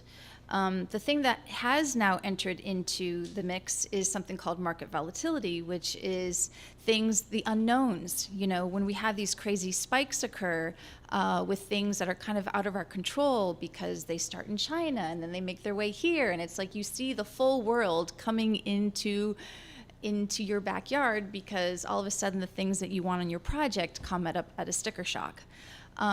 So what Vermeulen's is telling us is that once they start to see some consistency in this occurring, that starts to get folded into the pricing as a result. So they're going to start in this year and into next year seeing consistencies that will in turn maybe as a result increase the escalation price, the percentage, as opposed to just the market volatility. So that's a lot of words. I'm not a cost estimator. I'm a licensed interior designer, but this is all part of the project. And my job is to give you a successful project. So that's why we try to bring on people that do just this, to make sure that we're giving you as much information as possible. But the good things that I've told you throughout the process is we have one more shot at a cost estimate at the end of design development. We are 50% in design development right now. So in about the middle early part of July, our package will go out to Vermeulen's. They'll do another cost estimate based on that floor plan that you saw, based on all the coordination that we're doing with mechanical, electrical, plumbing, civil, site, our IT consultants, and as well as our building envelope consultant. You know that we're trying to really hard to repurpose the steel to avoid the costs, to avoid the lead times. We're using the existing concrete, you know, the slab as a result as well. So we're trying to be very thoughtful, you know, in continuing the value proposition with this asset. Can't help but not include a couple slides that showcase crazy graphs. This is from Vermeulen's again, but just to reiterate, this is just steel, something that we're trying to stay away from because of the spikes that you're seeing. So all the way to the right, the red line there is super spiked in 2022, just to further exploit the challenges that we're seeing in the market. This is the one that Mr. Sandoval just passed out to you. So I thought it was important to give you a cross-section of different materials that are seeing since the COVID pandemic, you know, of where pricing has increased, has shot up. Some of these things are going to be on your project, so they are going to hit the bottom line. So I'm trying to be as transparent as possible, which is why we've tried to include a percentage in there every month, you know, of what we can anticipate. And one last slide here, just to indicate construction pricing and how that's increased from year to year, but then specifically related to the couple last years that we've been hedging here. So the last part is going to be specific to the project itself, what you really care about. This is the same chart we've presented in the past. It's been obviously updated because now we have received approval for option 2 with the workstations versus private offices. So you'll see some of the pricing look different if you were to cross-reference your material from last April 4th. We also have included contingency general conditions in there as well, so that 1% that you constantly saw on all of my projections, I've just folded that in now into the contingencies and general conditions. So that's where the escalation, the market volatility all dump into that percentage. And then at the very bottom is soft costs. And I've given an itemization on the next slide. But when we started this project, we thought it was closer to 30%. And as this project has evolved and gotten more definition, now we are sitting more at 24.5%. And you're wondering, well, what are soft costs? So the things above that line are all what we refer to as hard costs. So that's construction. Anything that touches the project construction-wise, whether it's demolition, new construction, that is considered something that the general contractor will be owning and following through on.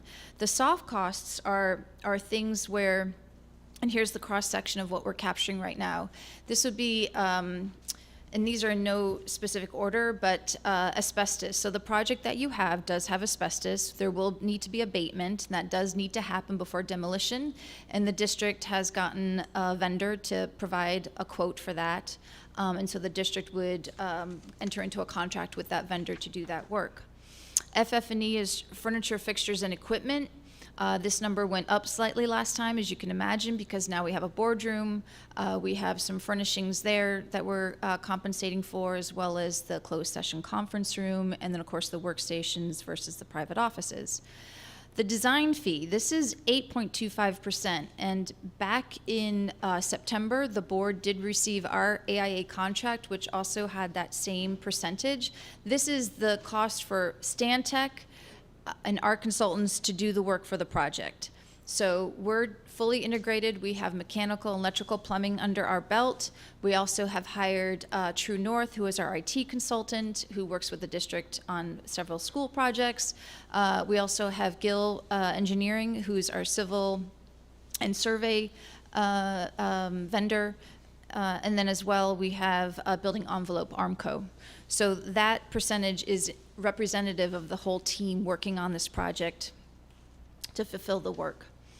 IT, AV, that's anything related to AV, things that you're seeing here to support your board meeting. So we met internally with your IT team. We had True North, who's the IT AV consultant, and we've updated that number as well relative to having a boardroom included on the project. Reimbursables, it is low, but it is representational of Texas accessibility standards. So this is ADA compliance. So Texas has their own understanding of ADA, and we have to hire a third-party consultant to review our plans. And then once substantial completion occurs in construction, they come out and they walk the site, and they make sure that everything was constructed the way it was designed. And if it doesn't meet ADA compliance, you have 1 year to get it back in check. But that's what that money is used for. Commissioning, this is something where we like to have third party not done by the contractor or their respective subs to make sure that the mechanical systems are all on par and ready for use. And that's where something like, for example, Mr. Duval would be highly involved in, just to make sure that once the building's handed over, the district knows how to use it and it's to their liking. The moves, we know that you've got some people over at Mill Street that need to move into the new building, so that is a rough number there to capture that cost. There will be permitting costs through the city of San Marcos, so that's representational of that.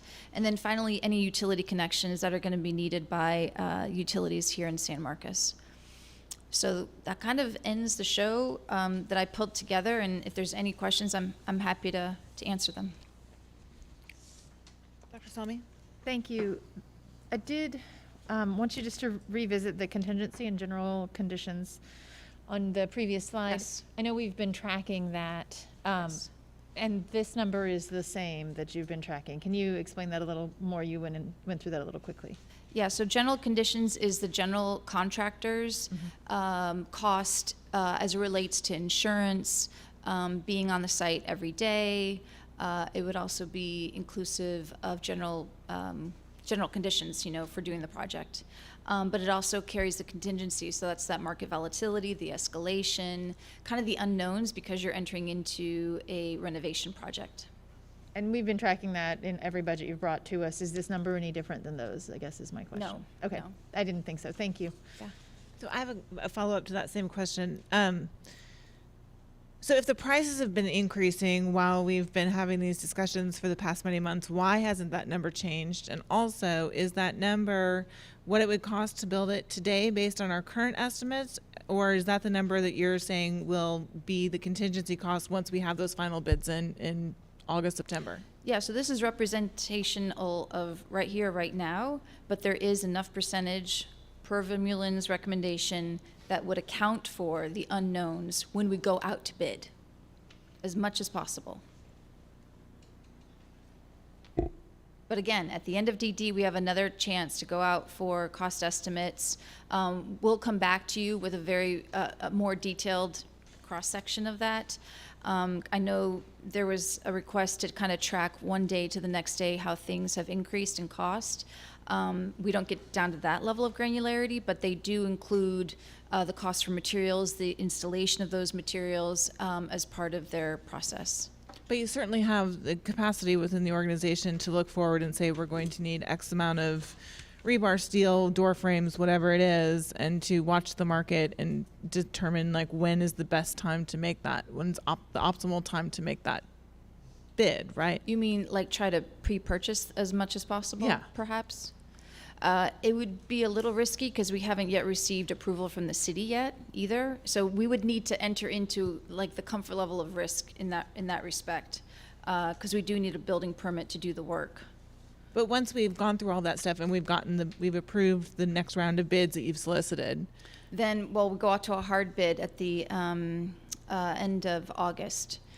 So we need to wait for that to come in, collect those, award it to somebody, and then at that point, we should probably enter into communication and say, what can we order quickly, to mitigate cost? Because the times of holding quotes are kind of gone until they see the cash. It's a changing dynamic. right? I just want to make sure that you have somebody within your organization that's doing that type of forecasting, that's looking, That would be third-party Vermeulen's for Okay. us, correct? Right. Any other questions? I had a question, but I think it's more for Superintendent Cardona. I have never heard of circulation as a department. What's included in that? It's just the general area, so it'd be everything on there in yellow, so it'd be the meeting space, the board Okay. rooms, the I huddle. was a little confused. We went through that fast. Thank you. Am I reading it? We didn't add a department on it. Yeah, I was it's a little not a- confused. Thank you. Who was the head of that? So I'm sorry, so just tell us what we'll see Executive next. That's new. What happens next and when will we see the next report? And I'd say we stay the course until we exceed 7.9, which is not my goal, obviously.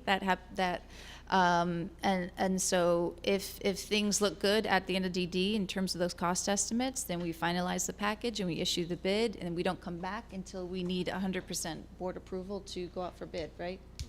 when do we estimate, what time frame are we looking at for that? What'd you say, August? August. So we would expect to see you back in August. Yes. Great. Thank you very Unless you much. have questions, I'm happy to come back anytime. Okay. Thank you. And can we take a break? After Centro? We're almost there. Right. Okay, I think the next item is the El Centro update. So stupid. Kathy's gone. Take it off. Oh, no, we don't know. I'm just kidding. It's kind of a big deal. So I'm not going to read this verbatim. Y'all can take a look at it, but I did want to point out the highlights regarding the progress of the donation of El Centro. We've sent a document to El Centro with expectations on their involvement through the regarding this donation. It was confirmed that they received it. On April 21st, El Centro representatives came back to us and asked the requested closing date be moved to August 31st. There has been an issue with the title, and you'll look at the very bottom. As we've talked about before, the campus is situated on lots 1 and 8. And those are the 2 that we were going to donate, obviously with the building. El Centro did purchase a title commitment from Stewart Title. The title commitment indicates the record title for Lot 1 is vested with the City of San Marcos. The El Centro board member is locating the deeds to determine whether Lot 1 was conveyed to the district at any time, but potentially never recorded, or some other error to explain why Lot 1 is not vested with SMCISD. The City of San Marcos is aware of the issue regarding Lot 1. Corey Lime, real estate manager for the City of San Marcos, has been in communication with the district administration. So what we're doing right now is we're going back, some of the staff is going back through records, trying to find out if the city ever conveyed that property over to the district. And if we don't find it, that it was ever, that basically what it's saying is that the city owns one lot, we own the other lot, and El Centro sits on both lots. So either we'll convey our lot to the city and have them donate to El Centro, or we'll have the city donate it, the lot to us, and we'll go through the process of finalizing the donation to El Centro. Trustee Arredondo. Thank you, Ms. Halsey. Thank you, Mr. Sandoval. Do we have a projected timeline on when this investigation is going to be complete? So tomorrow morning at 9, if you want to come over and help us look through all these old documents, we're finding some really neat stuff. We have notes back from 1897. I mean, it's some old stuff where they would write down all the notes. So we're looking through all those because the way we understand it, that building has been around, or that property has been around a long time. So in answer to your question, they still want to close by August 31st. That's doable. We can certainly have that done by August 31st. I understand that after, hopefully we find the document that says it was conveyed to us, what have you. Is there a way to work with the City of San Marcos so that they move forward with the conveyance of their block to Centro or to us in the interim? Is that a possibility? Yeah, I mean, once we make a determination that we can't find that there was any conveyance at any point, they're willing to either convey it to us and we already had a discussion with them. We talked to the interim city manager. We talked to Lori Moore, the acting assistant city manager. So they're all on board of what's going on.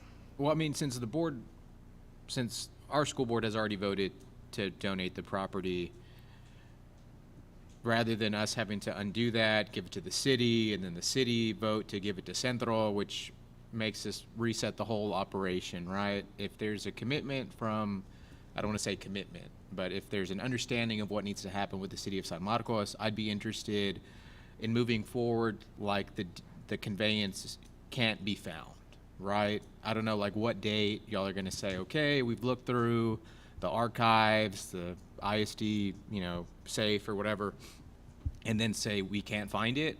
So individually, I'm interested, I don't know where my colleagues are on this, if just we can ask the city, as of right now, the records state they own Lot 1, can they move forward with the conveyance of Lot 1 to us to give to Centro? I would we have to expect go it- back and vote? I would expect it would need board approval, y'all's approval, which would happen, we would probably have that prepared at the next board meeting for y'all to approve that. And once y'all approve that, we can get it conveyed to us from the city, and we can go through with the donation. Yeah, I don't want to speak on for my colleagues, but if we can have the city convey it to us, otherwise we'd have to redo the whole thing over again to give it to them, right? So if we're already halfway there, if they can just give us the lot. But anyway, I don't know where everyone else is on that.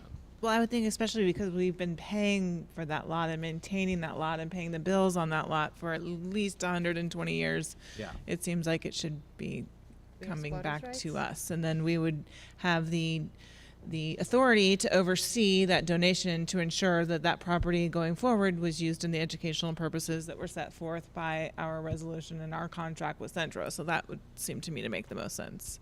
I'm sure our lawyer can advise us further on that. Any other questions? Terrific. We will have a short recess. There is a cake. It is 8:10. We will reconvene at 8:20. Please help yourself to cake. You want to summon Melba, my husband? Melba! Melba.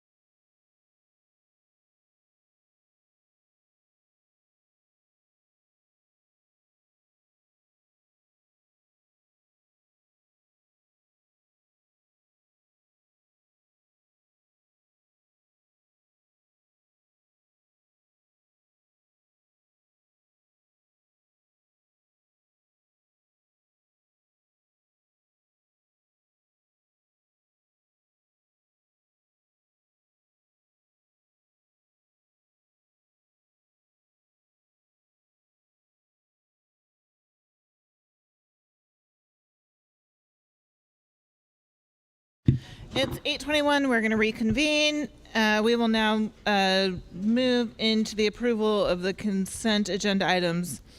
Do I have a motion for the approval of the minutes for the special called board meeting on April 4, 2022, the regular scheduled board meeting on April 19th, 2022, and the special called board meeting on May 2nd, 2022? I think this agenda says 21, but it should say 2. I move that we approve the regular board meetings as described and special called board meetings as described. Motion made by Dr. Salmi, seconded by Trustee Arredondo. Are there any questions or discussion? All in favor, please raise your hand. All opposed? 6-0. And we'll now move into items for action, starting with a discussion regarding the approval of an honorary resolution recognizing we already took that earlier. Sorry, it's okay. We did vote on that. We did accept it. We did sign it. Sorry, that's my fault. As I said to my colleagues earlier, I've been watching a lot of baseball. We're moving into that portion of the evening where my new favorite sentence is, you all are going to love this, is buckle up and pack a lunch. So it's getting to be 8:30. Here we go. Discussion and possible action to approve a resolution regarding the retention payment. Dr. Superintendent. Good evening, Board of Trustees and Superintendent Cardona. Tonight, we're very excited about providing a retention incentive for our 22-23 school year.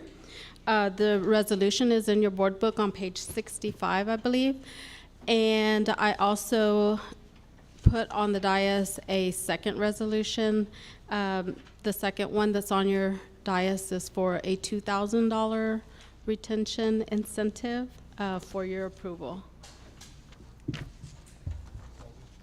Trustee Arredondo. Thank you, President Halsey. Ms. Goddessi, I guess the idea is one or the other, not both, correct? Yes, please. Okay. Thank you. I have one quick question before, I guess I can make them, I'll just ask my questions. So earlier this year, the ISD held a job fair in which we were offering employment incentives for new employees.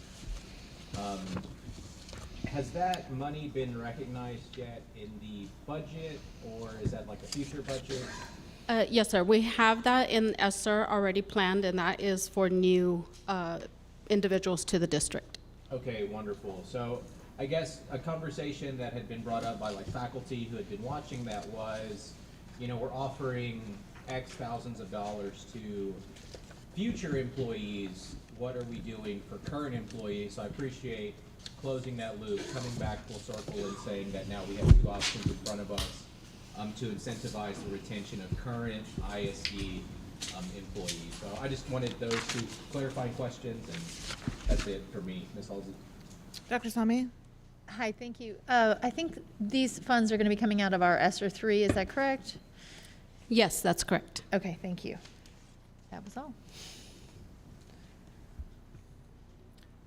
Is there a motion?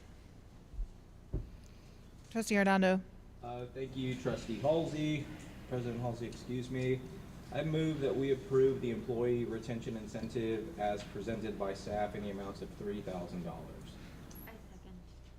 Motion made by Trustee Arredondo, seconded by Trustee Mejia. Are there questions or discussion? Trustee Arredondo.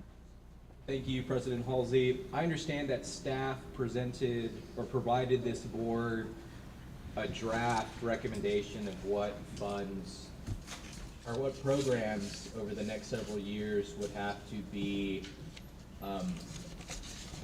defunded, unfunded, whatever, if this were to be approved tonight. And I just wanted to share with my colleagues that I'm cognizant of that as we continue on the budget conversation in terms of salary and benefit increases and just future budget forecasts. I'm not only confident in our staff's ability to help us navigate what could easily be characterized as financial uncertainty when it comes to state and federal funding, but also just the weird things that are happening right now with local property taxes. And after having a couple of conversations with Dr. Cardona, Personally, I think because of the sound fiscal management of our finance department, we are in a much better position to take on this expenditure and possibly look at other ways to fund those programs that are proposed to be cut, if approved, out of fund balance. At least that's where I am personally. And yeah. So. Trustee Salmi? Yeah, I think I have missed the list of programs that might be cut. This was an these are ESSER-funded incentives. Is there something that is in the board book that I have overlooked? It was emailed to us separately, and I don't think it's included in the board book. Okay, I think I did miss it. It's not included in the board book. It was an Okay. email that I sent to Dr. Thank you. Cardona. Do you want to just give us a sample of some of the programs? Do you have it with you? Yes, ma'am. In the email that I sent to Dr. Cardona that he sent out, we'd have certain curricular programs. For example, we'd have to look at cutting Fueling Brains that are pre-K. We'd have to look at cutting technology resources like our data, a line item for data center core computing, core storage. We'd have to look at eliminating some positions within the grant, such as LPAC specialists, case managers. We'd look at doing a reduction of our curriculum purchase for Amplify ELAR and Eureka Math.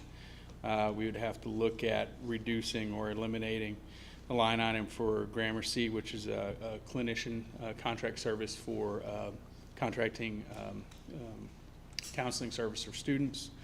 We'd have to look at removing and eliminating funds for dual language, ESL consultations and services, reducing staff costs, et cetera.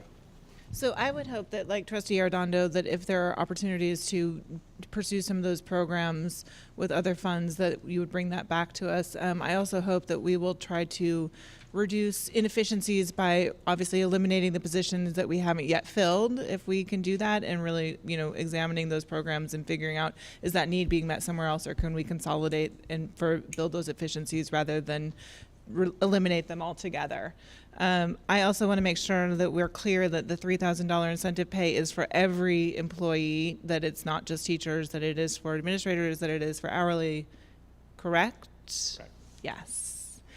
Trustee Arredondo?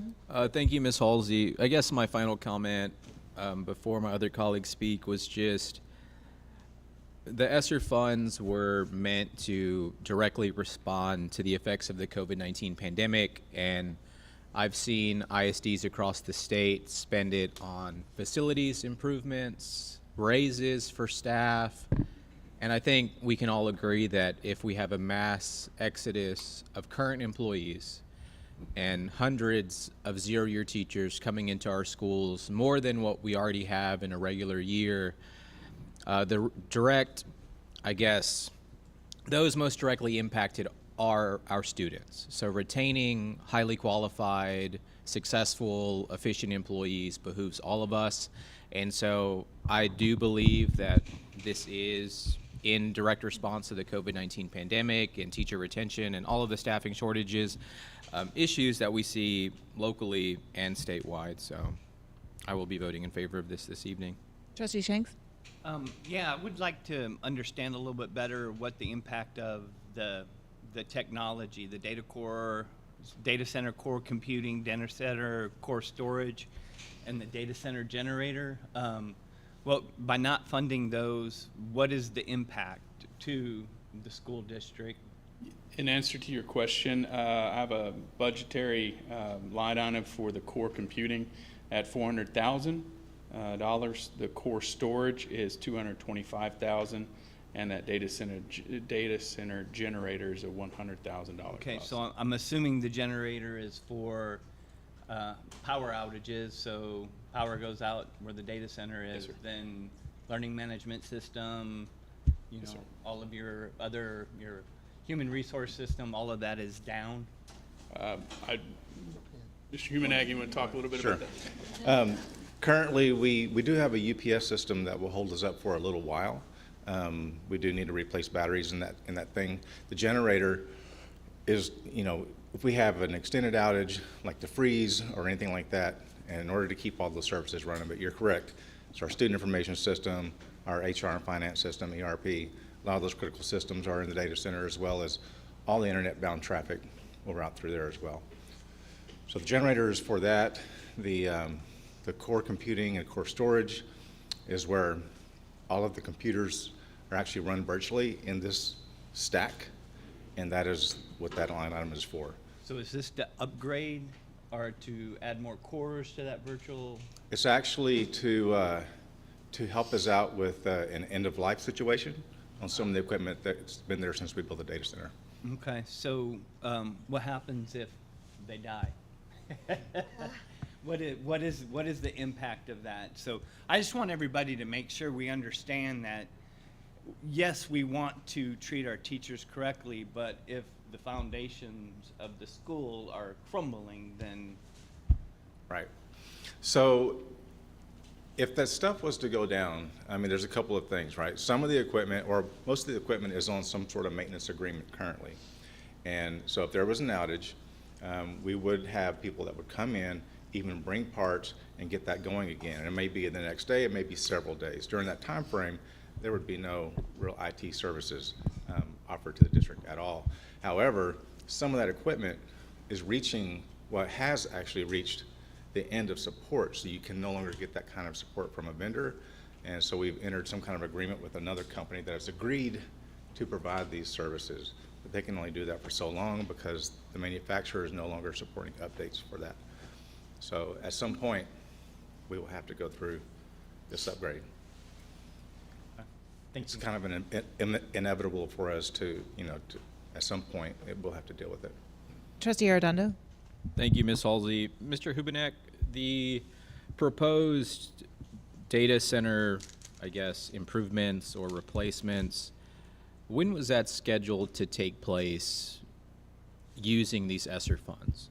It's in the second year of the ESSER 3. So what date would that have been? This upcoming year. Like October of this year, Well, January the of date's not actually 2023? Yeah, the date is not actually set. We don't have an upgrade time, scheduled at this point. So We just like know that we the would put data it center's into not that going to fiscal year. collapse tomorrow if we don't have the funds.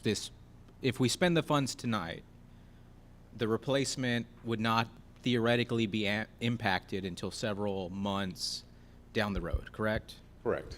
So in that interim time, this board and staff could identify alternative funding. Absolutely. To achieve that. So I just want to make sure that this process, this replacement was not going to be impacted by tonight's vote as long as we come back and close the loop before that's next absolutely fiscal correct, year. sir. Okay, thank you.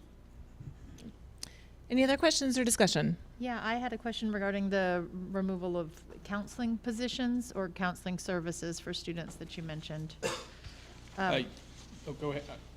I know that we have contracted with Communities in Schools for some of that, to provide some of those services. Is it related to the Communities in Schools? No. Okay. It's extra services. And are It's we not related to Communities in Schools, no ma'am. We fund Communities in Schools with Title I and state comp funds. Okay. But this was a company that provides counseling support. It's another layer of support for students who need that counseling service. And is it something that we have been providing so far in return to school We have after COVID? a contract with Gramercy, Uh-huh. but the issues that we've had with Gramercy is that they've had turnover, so that's where we're at with them. So will we be cutting a program that is currently functioning? Okay, Functioning not well. okay, thank you. We Great. have other avenues. I appreciate y'all working to identify this money so we can give it to teachers. I realize, we do not have the funding available to us to make the sort of pay raises that are being made in other districts because of their increased growth.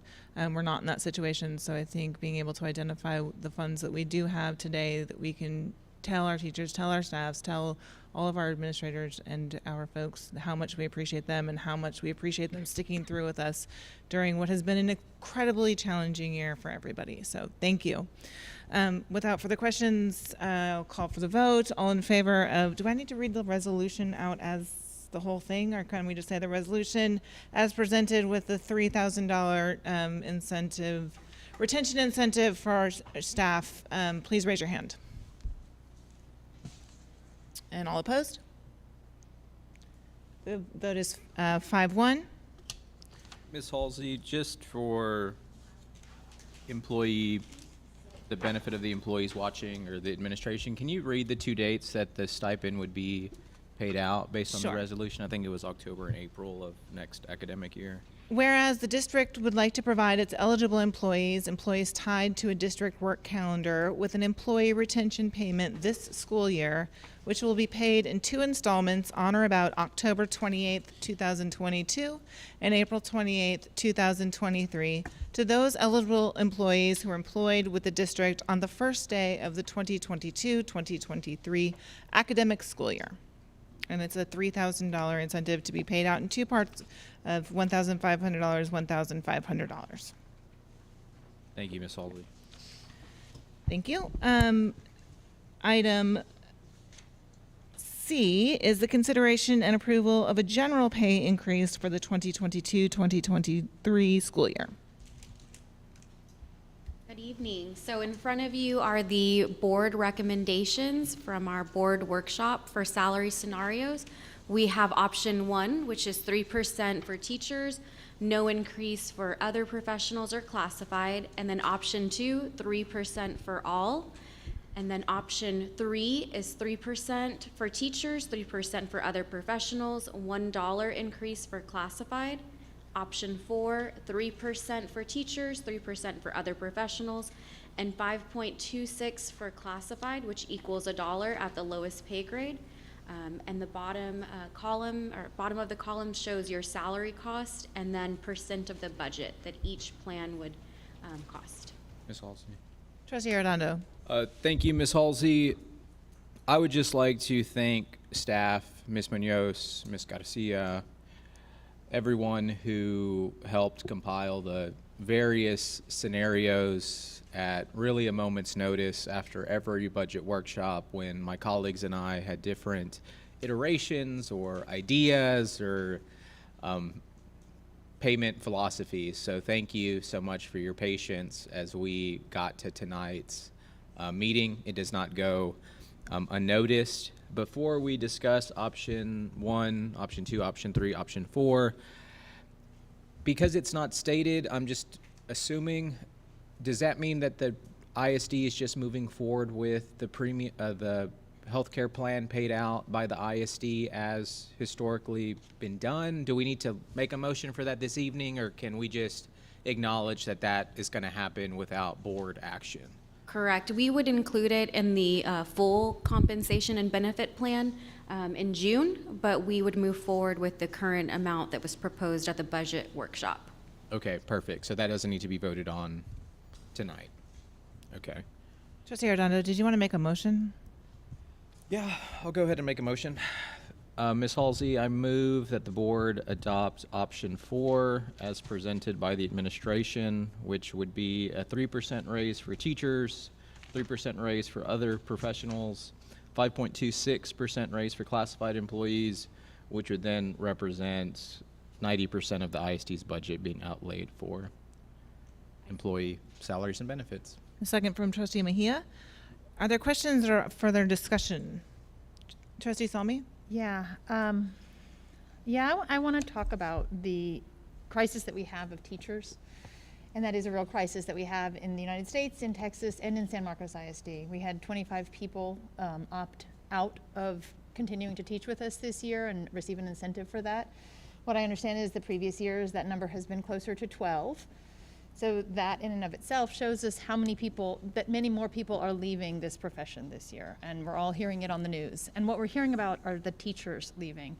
And while the work of our nurses and our counselors and our principals and our administrators is extremely appreciated, our teachers are the ones who are leaving their profession. And so I think that we are at a place where we can try to fix some of the problems that have gone on throughout history of the United States in creating a position where you must leave your job that you are good at to make more money. In other professions, mine included, there are SMEs, subject matter experts, who receive pay raises because they are very well qualified for their position and should not leave that position and go into administration. So we are incentivizing teachers who are good to leave teaching and go into administration or other roles, by continuing to have this discrepancy in pay. So I think this is an opportunity for us as a district to focus on pay increases for our teachers specifically this year, which is why I personally requested the information on option 1 to allow us to minimize the impact to our budget, which we've all seen is going to be a deficit budget this year. But to minimize that and also focus on the pay increases to give to our teachers specifically. And also acknowledging that as classified workers, we last year increased our minimum pay, hourly pay to $15 an hour, which is something that surrounding districts had not done. And we are still, I believe, based on the data we've gotten from our HR department, in a much better position for classified employees' pay rates for many of our surrounding districts, particularly those of comparable sizes. So I'm very interested in focusing on our teachers' pay raises this year and acknowledging that all of our staff work very hard, but we are approaching a real crisis of teachers leaving this profession, and it's something that I think we need to tackle. I would absolutely agree with that. I've been paying attention to the number of teachers that are leaving. My concern is, however, that we do have, I think being a principal right now is an incredibly difficult job, and I think that there isn't an easy job in the ISD, in fact, and given what everybody's been through for the last 2 years, I want people to stay. I know that they're committed to this district. I don't want them leaving and going to other districts, no matter what their job is, whether or not they work in our classrooms, whether or not they're an instructional assistant, if they work with our SPED program, if they work in a coaching capacity, if they work in the lunchroom. I think those teachers and staff that have stayed with us, the principals, administrators, I want to keep them here. I want them to keep working, helping us through the challenges that lie ahead of us, and they know these kids in our schools best. I also think, Mr. Cardona, help me out here a little bit, but my understanding is that some of the pay differences between teachers and some of the administrative positions have to do not necessarily with the salary, but with the number of days they're contracted, right? So an assistant principal perhaps is making more than a classroom teacher, but some of that difference is accountable to the fact that they work more days during the year. And it also has to do with, the number of people that might report to them or other responsibilities therein. Right. And so again, as I said earlier, I know that other districts around us are offering percentage increases that are significantly higher than what we can feasibly do, but I think that we can do this year, and we can try to keep up to this extent, and so I'm very much in favor of option 4. I'd also like to talk a little bit about the budget. And what that looks like with this, because I think there have been some shifting pieces to the budget. When we were originally talking about it, the state was going to take money away from us because of the ADA, but now they're going to hold us harmless to a certain extent. So I think we're going to get a lot closer to being balanced than we had initially been projecting out. I'm banking on the fact that we are going to be working incredibly hard to make sure that our attendance rates are up and that our students are back in their classrooms in August. I'm holding everybody accountable for that, including everybody up here. And I think then that when we invest in our teams to help us realize that the budget will become much more balanced than I think it was initially looking. Am I right? Can we talk about that a little bit? In answer to your question, when you talk revenue, that line item or the revenue line that you see right there, we're basing off of is 81.7 million, and that's closer to what I would call normal, what we've seen prior to COVID. Trustee Arredondo. Thank you, Ms. Halsey. Mr. Doyle, Ms. Garcia, obviously governmental budget accounting is different than like my at-home budget. So our $6.9 million outlay for central office, because of the way that we report revenues and expenditures, represents about half of what our projected budget deficit is, correct? Correct. So moving forward, that $6.9 million is not going to be reoccurring in fiscal year 23-24, 24-25, et cetera, correct? Correct. So for the purposes of this discussion, and I know, when you sent this to us in our board book last Friday, I called Dr. Cardona and said, is there any way that we can show that that is not going to be a reoccurring expenditure, because the layperson at home is going to see that as, we can't survive 1 year at that kind of deficit spending if it was going to be 14 million reoccurring.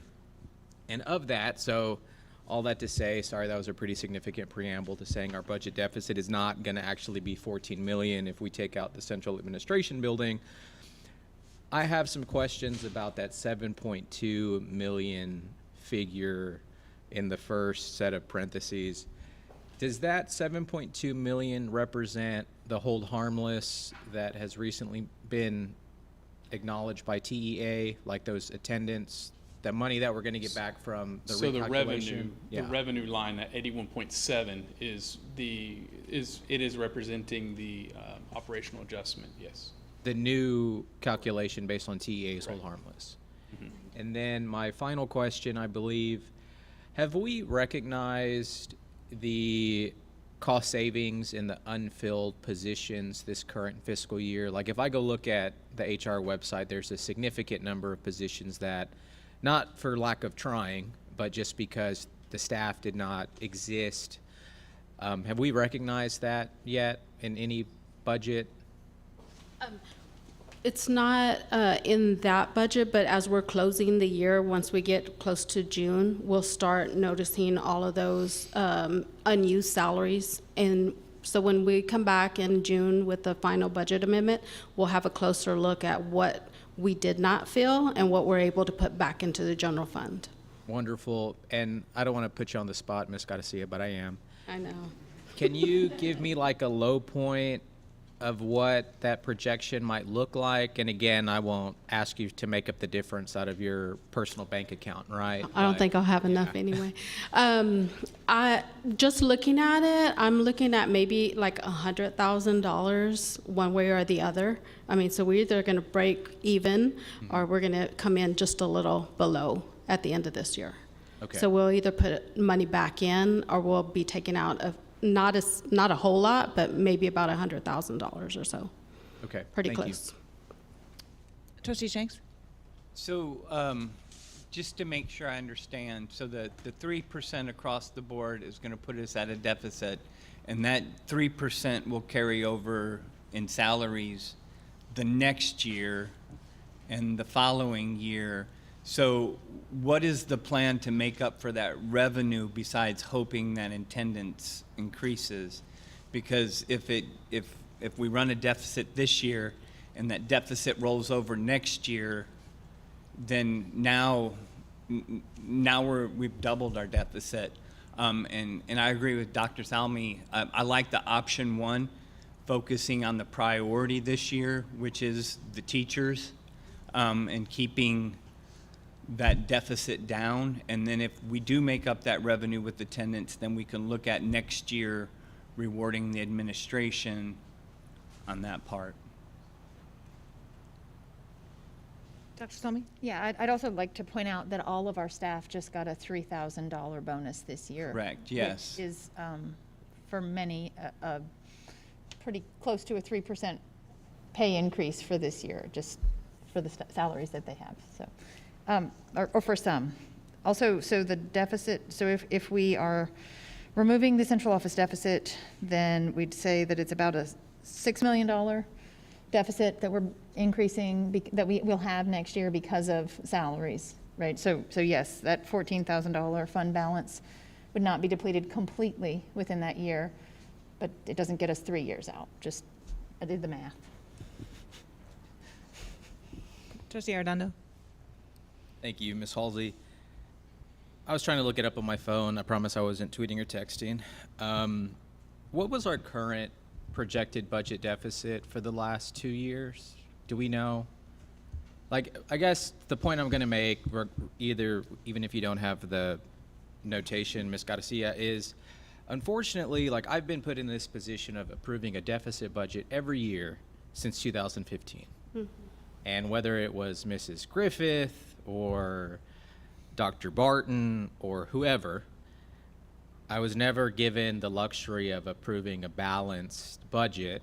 But in 2016, 17, 18, 19, and then into this fiscal year, we've always come out either in the black or pretty close. Right. And that's why we had a fund balance that gave us the luxury of not going to the voters to build a central office, and we got to pay for that theoretically in cash.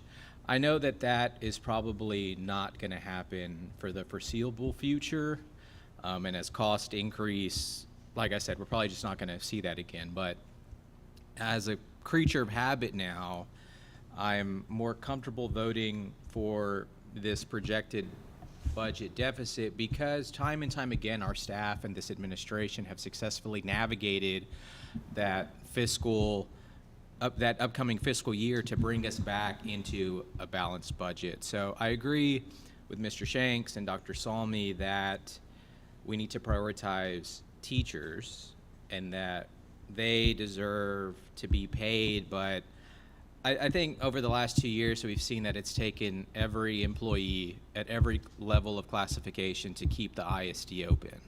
It wasn't teachers who loaded buses to deliver meals during the pandemic. It was our food service workers and our bus drivers, right? And our It wasn't administrators. teachers who passed out computers. Some of them did, but it was administrators and counselors who weren't Zooming with kids when they were doing virtual instruction, right? I don't think there was anyone who called it in over the last 2 years. So this notion that, like, I wish it was that easy for me to differentiate between employees and say some get a raise and some don't. I think after these past 2.5 years, like, everybody deserves it at every pay classification. And yeah, the retention incentive is something. It does represent about a 3% raise for most employees, especially those at the higher end of the pay scale. But you know, I don't want to lose a principal at an elementary school if I don't have to.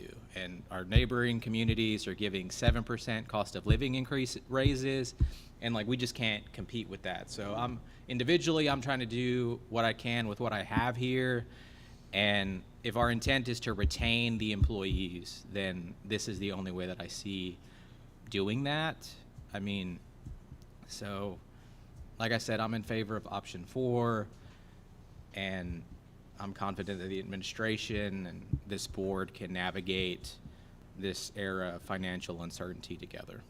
Trustee Mejia. I agree with, can y'all hear me? Yeah. Okay, I may have to, sorry y'all. Okay. I agree with Mr. Arredondo. The education field is very, very difficult right now, especially the past 2 years. You know, I work in education. I know the struggle that everyone in this conference room is going through till this day. I had my younger brother, he started teaching as a first-year teacher in, I believe it was fall 2020. And he has told me the challenges that he has had during COVID. For myself, I am an administrative assistant. I know the struggle. You know, we don't get paid enough. And I see a lot of people here nodding their heads. Yeah, it's true. We don't get paid enough. Even as a teacher, administrator, it's tough right now. I'm in this position to make a difference. My dad, he's an hourly worker. So my dad actually makes less money than I do. I don't even make 50 grand a year. So I know the struggle, and I am in this position to make a difference, and I am in favor of option 4. I am not going to leave anyone out on an incentive on a raise. It's hard right now, y'all. And the fact that some of my colleagues don't understand the struggle really disappoints me. Thank you, Trustee Mejia. I think I've spoken to a lot of teachers, and they've made me very aware that they are very aware of the raise packages that are offered in nearby districts. They also have said to me, to a person, that they don't want the raises just for themselves. They know that they do not operate alone, that they are completely dependent on the bus drivers, who are the first people to see our kids in the morning, who take them home. They are completely dependent on their assistant principals, on their counselors. Our counselors are also considered under our administrative plan, our librarians, our paraprofessionals, every person in the district. I don't think we have extraneous positions. I think every person is important, and I think the job that they do is critical to the education of our kids. And I've heard that time and again from the teachers, and so I'm very supportive of option 4.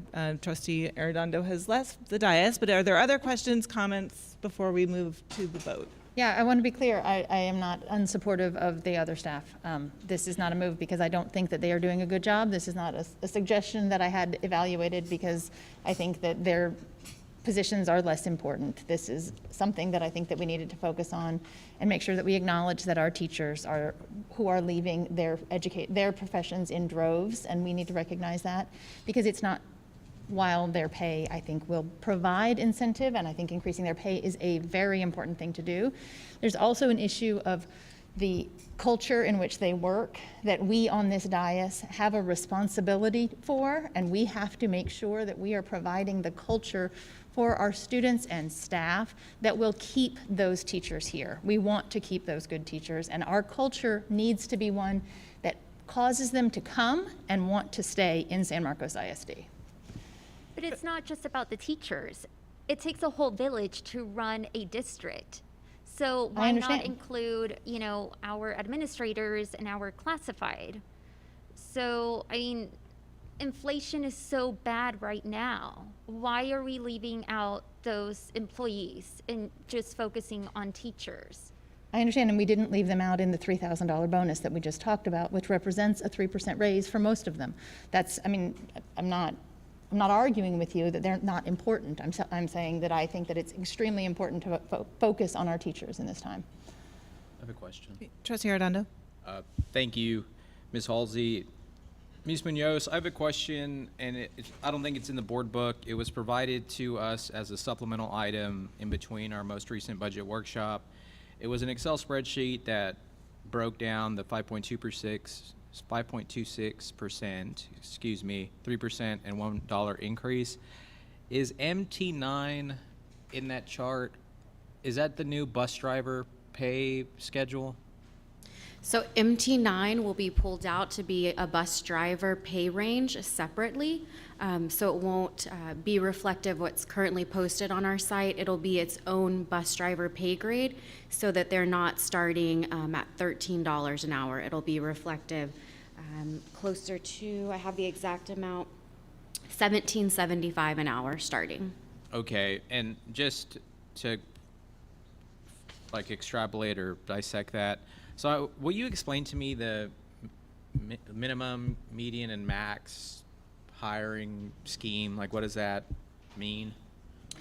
So for our increases, we go off of the midpoint, and so whatever percentage is approved, we'll do midpoint, do the percentage off of that, and that is what the hourly employee will receive on top of their current pay.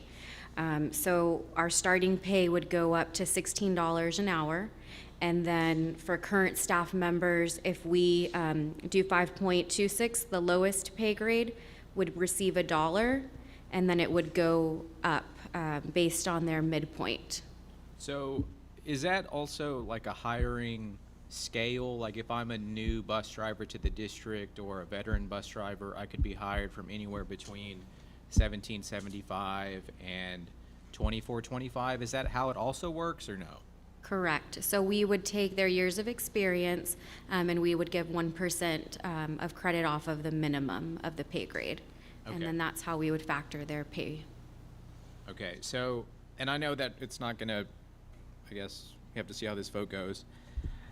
I know that other ISDs and even other transportation entities, one of them being Texas State, I think TransDev through the university is offering a $3,000 hiring incentive for their employees just to drive their university tram system.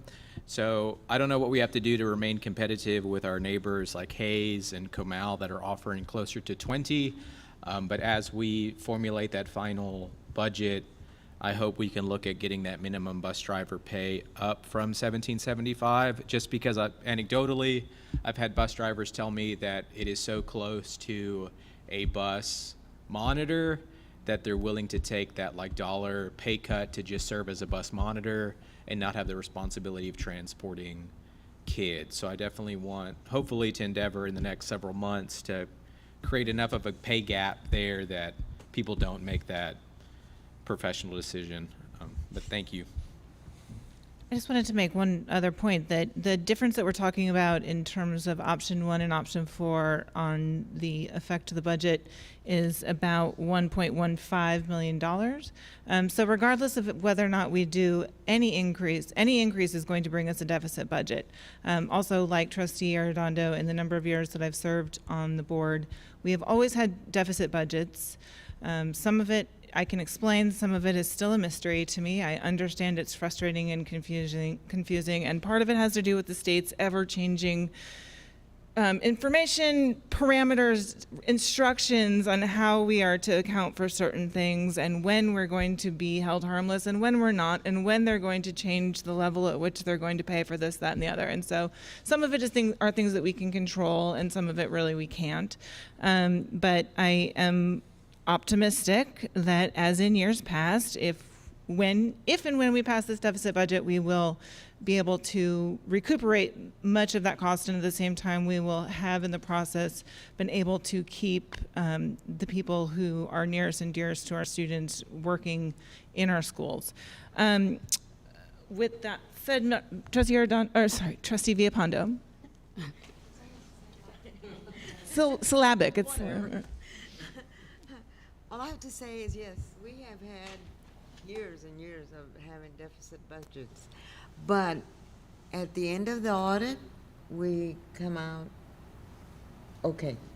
And so I'm not saying that this year will be the same, but we just have to figure out how we're going to work with that in the future. But I'm in favor of the raises.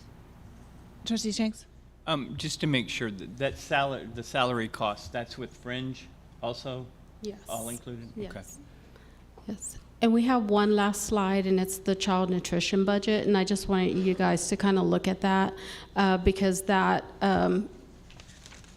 cost for salaries, of course, is going to be a reoccurring cost for salaries as well in the child nutrition. And they do generate their own revenue. And so if that revenue goes up too, then it'll help the child nutrition fund.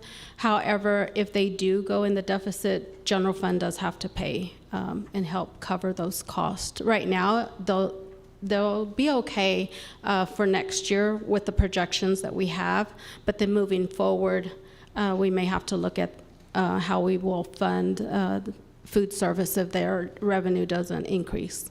Well, and I think we should remember too the history of the food service fund in terms of it had a very, very big balance. It had a very for some large number balance, of years yes, ma'am. that we were required to spend down Yes. because we couldn't use those. Exactly.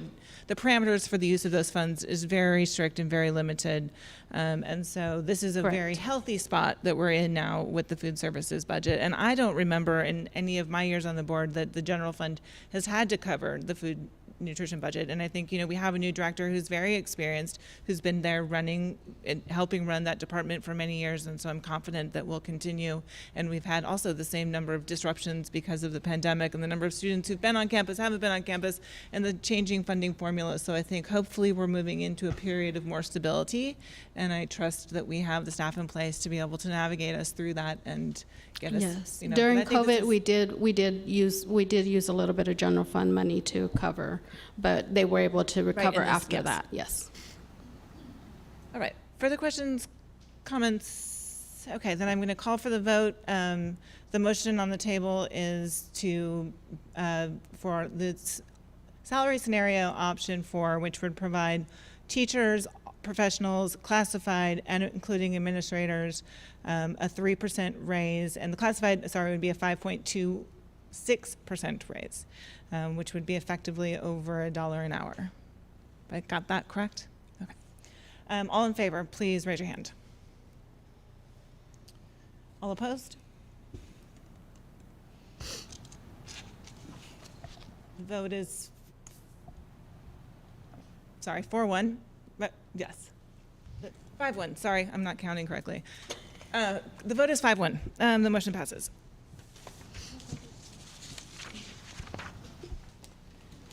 And we will now move into, thank you all.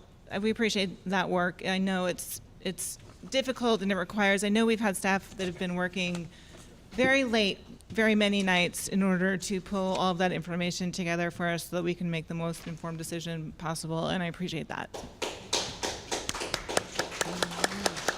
Sorry.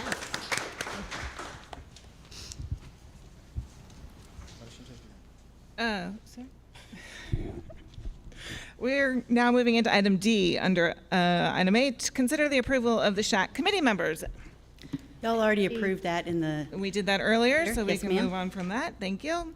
But on number D, I'm here for the C-High waiver. Item D, consider so approval. we didn't vote on that? We didn't vote. We had a first, like a motion, And a second, but I didn't call for the vote. Which one? Okay. Okay, my bad. So we'll do items D first, the consider of approval of the CIHI waiver for the school-age parenting program, and then we'll return to the SHAC committee member approval. Okay. All right. I'm coming to you. This is a waiver for the compulsory education home instruction. This is for services for postnatal, prenatal, and extended postnatal educational supports for teen mothers. This waiver has been in existence for over 21 years. I've presented it 7 times now. And the waiver is for an on-campus and on rare occasions, if we can go 4-to-1, that's 4 students to 1, certified, educated CTE and SPED teacher at one time. We rarely reach the 4-to-1. On rare occasions that will happen. We primarily stick to a 1-to-1. And we provide transportation. We do serve students at home if medically necessary, or in the hospital or other facility within our county. And we also maintain that student ratio on campus for that 4-to-1 never to be exceeded at any time. We also work with students that are doing a self-paced curriculum. They still get 1-to-1 in-person teacher work. And doctor's notes and releases have met TEA requirements for years. We actually were in an audit last fall, and in that audit we had no findings against us or changes in our outcomes. And we find some very big benefits from this. The students have, in our population, are an at-risk population, so they don't have access to computers or internet in their home base, so they come to our center at the daycare into the parenting portion of it. They get computers. We have counselors that come in. We have partnerships with private practitioners that come in and meet with them. We can have WIC come in and work with them one-on-one during that time. And we have transportation, food service, daycare, and child development supports that all help make that happen.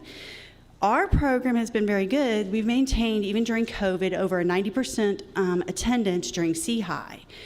We normally, during our normal time, have maintained 93% over 20 some odd years. But the state average on that, there is no COVID data, but prior to COVID has maintained around 65%. So we have actually been exceeding the state for many years, and I think the home campuses benefit from that. They benefit from those kids getting in, and then they go back and they can stay in school. They haven't lost their credit or their academic work, and they've had somebody that's really worked with them on a personal level to help problem solve those academic challenges that they've had. So this waiver is to have on-campus instruction at our Child Development Center, and on rare occasions, 4-to-1, 4 students to 1 teacher. The last time we actually had 4 students to 1 teacher was in 2018. We had it for a brief period of time. Ms. Halsey? Trustee Salmi. I'd like to move that we approve the CHI waiver for school-age parenting program, and I'd like to applaud Ms. Vogel in our Teen Moms program and their accomplishments. I'll second. Second from Trustee Villalpando. Are there questions, comments for Ms. Vogel? I agree with Dr. Salmi. I think that this is really, you do a wonderful program, and we are grateful for your service and your dedication. I know how dedicated you are to the kids that you serve. Yes, ma'am. And Thank we're you. all lucky to have you. More comments? Okay, all in favor of the waiver, please raise your hand. And all opposed? Motion carries 6-0. And now we will return. I think that because I failed to call for the vote previously, but we had the motion and we had a first, I can call, we'll just put it forward like it was tabled, and I will ask if there are comments, questions about that, further discussion. If not, I will call for the vote to approve the membership to SHAC as presented earlier in the meeting by the committee. Raise your hand if you are in favor. All opposed?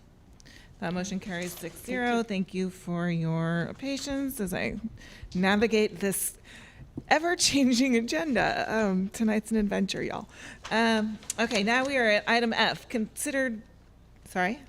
Have I skipped something? Okay. Consider the approval of a proclamation 2022 Health and Physical Education Instructional Materials.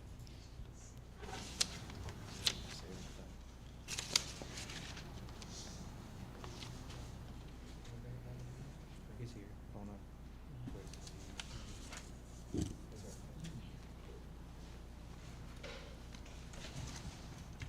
Interim President Halsey, members of the board, Superintendent Cardona. My name is James Nevadas. We'll be discussing instructional materials and Proclamation 2022. So TEA issues a proclamation to call for any new instructional materials. With that proclamation, it includes a list of the content area that's scheduled to have any new or updated TEKs. Proclamation 22 is a call for adoption of health and physical education instructional materials pre-K through 12. For high school materials, we looked at two different products, Goodhart Wilcox and McGraw-Hill. One of the key things is to make sure that 100% of the TEKs are covered.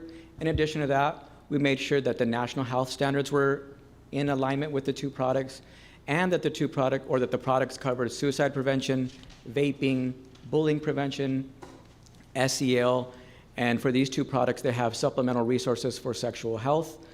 Goodhart Wilcox also has parent resources and offers customizable lesson plans, skill-based activities, differentiated rubrics for teachers, standards-based grading assessments, and really good digital tools that align with our learning management system. For pre-K through 8 materials, we currently have the CATCH curriculum. So we reviewed the updated 2022 version of that, as well as Quaver. Again, made sure that 100% of the TEKs were aligned with the product, that they aligned to the national health standards, and the majority here, between CATCH and Quaver, align with suicide prevention, bullying prevention, SEL, sun safety, obesity, and parent resources. Where you see CATCH come out ahead is they offer resources for vaping and community resources. The updated version of CATCH aligns with several classroom TEKs as well, social studies, reading language arts, and science. And CATCH is based off of the CDC whole school, whole community, whole child model, in which health education, school environment, and family and community involvement work together to support a healthy lifestyle.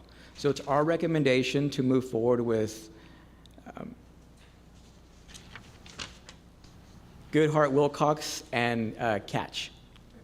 Could you please remind the board of the process that you've gone through to make this recommendation in terms of soliciting feedback from parents, community, teachers, et cetera? Just a quick overview of that. Yes, ma'am. We form a committee in November. We ask for sample materials from various vendors. We attended a Region 13 conference to review the different adopted materials by TEA, and then our wonderful PE coordinator and Ms. Vogel here served on several committees with representation pre-K through 12 to ensure that there was buy-in by different stakeholders for the products that we were looking into. Right, and I know we had that showcase a couple months ago out here before one of the board meetings, and I really appreciated that, and I hope that's something that we'll continue to do. Questions, Yes, ma'am. Comments? Do I have a motion? I move that we adopt the curriculum recommended by the school district for the GW Publisher and Catch curriculum. Thank you, Dr. Salmi. Second from Trustee Shanks. Any further questions, comments? If not, all in favor of accepting the recommendations, please raise your hand. All opposed? That motion carries 6-0. And we are now at item G, approve the contract with AMI Services estimated to be over $50,000 for kitchen appliance repair in SMCISD and authorize the superintendent or his designee to execute the contract. It's getting late. Tongue-tied. So AMI was the bid recipient, and so for kitchen repair services. So we wanted to take this to the board for the approval of that contract. Does that come out of the Child Nutrition Fund? No, ma'am. It's a maintenance operation fund. How come?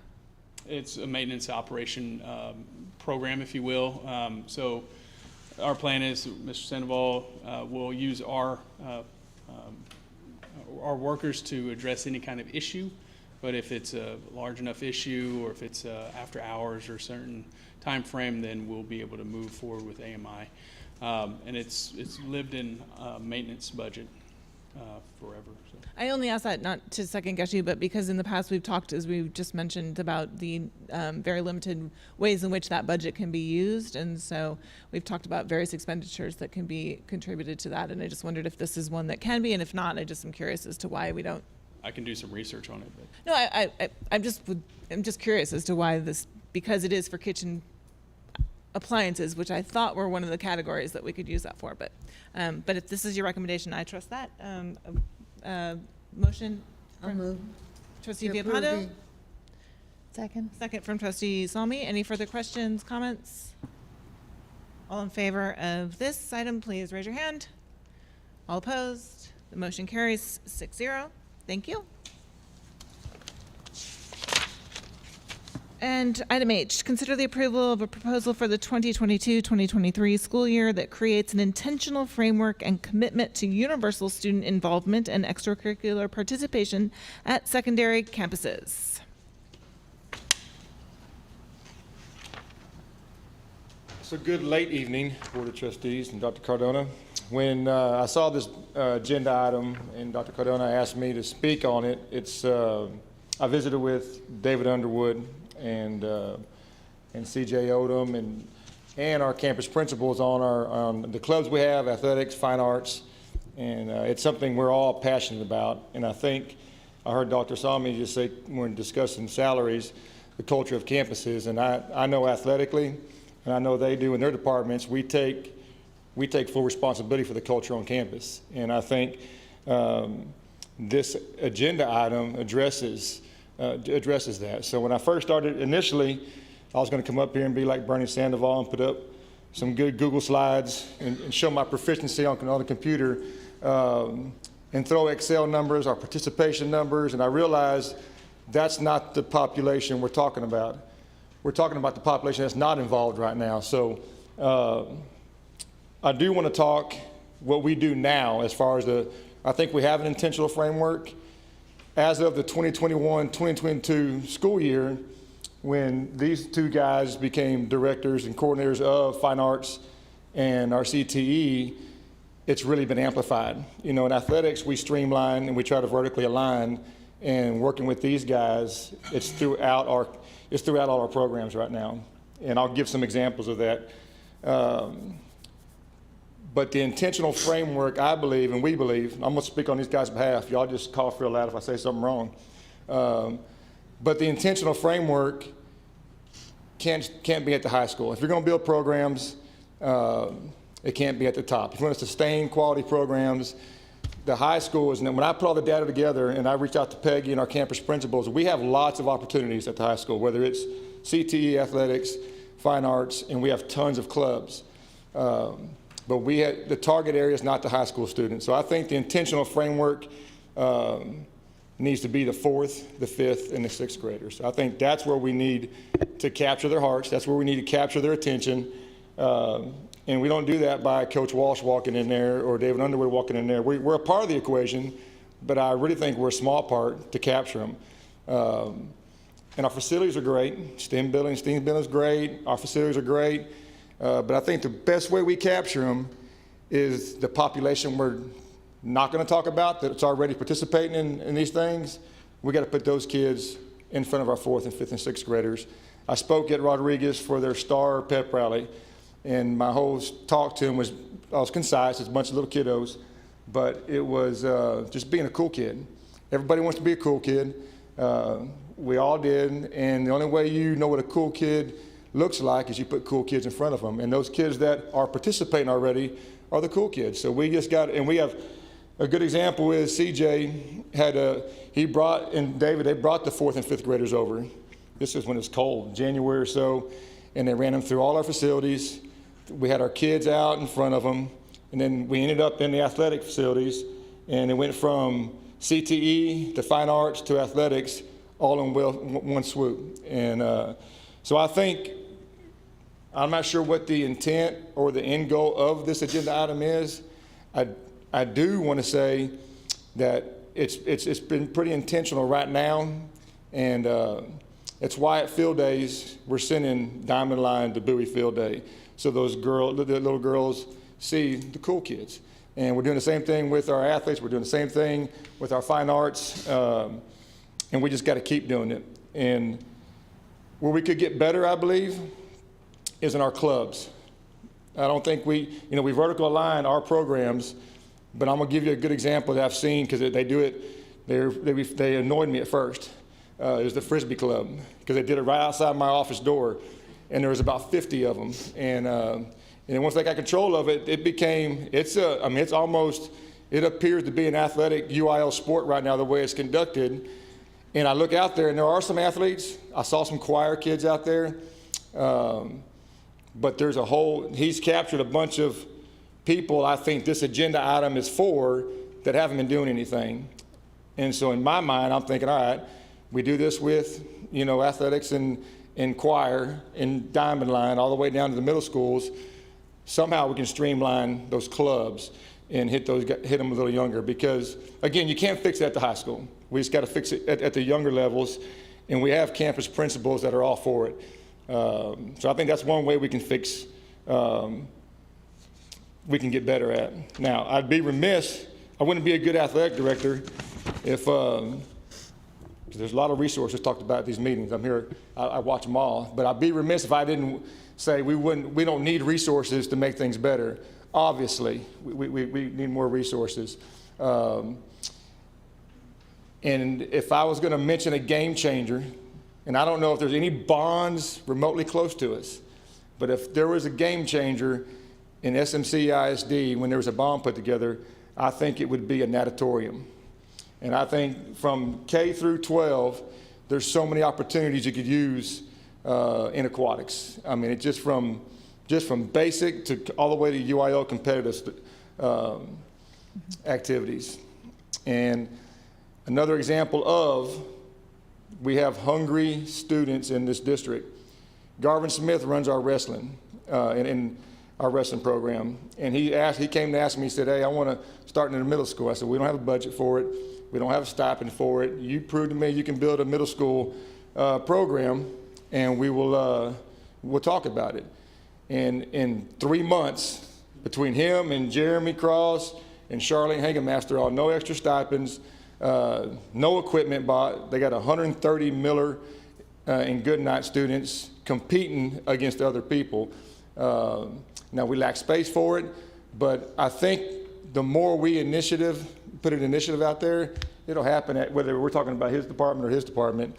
So again, I'm not sure where you want this agenda item to move forward. We understand it, and I do think the culture of our school district relies on getting our kids involved other than And I've raised 3 kids, and I know math and science and reading are important, but I also know the psyche of a school district is this agenda item. Thank you. Trustee Mejia, you had a question? Sure. Thank you, Ms. Halsey. I think this is a wonderful opportunity that maybe it should be explored a little bit more. And I say that because I think the great idea of it is that you are wanting to branch out into the elementary schools, which is great. And, from my educational, journey was that I always wanted to get more involved, and I didn't have the resources. Not just me, but my parents, right? Coming as a first-gen student, we just didn't know anything about extracurricular activities until basically 5th grade. They introduced the 5th grade classes to performing arts, like extracurricular activities, right? So it was more like orchestra, choir, band, sports, but the competing ones were like in 7th and 8th grade. So I went straight to orchestra, violin player for 6 years, right over here.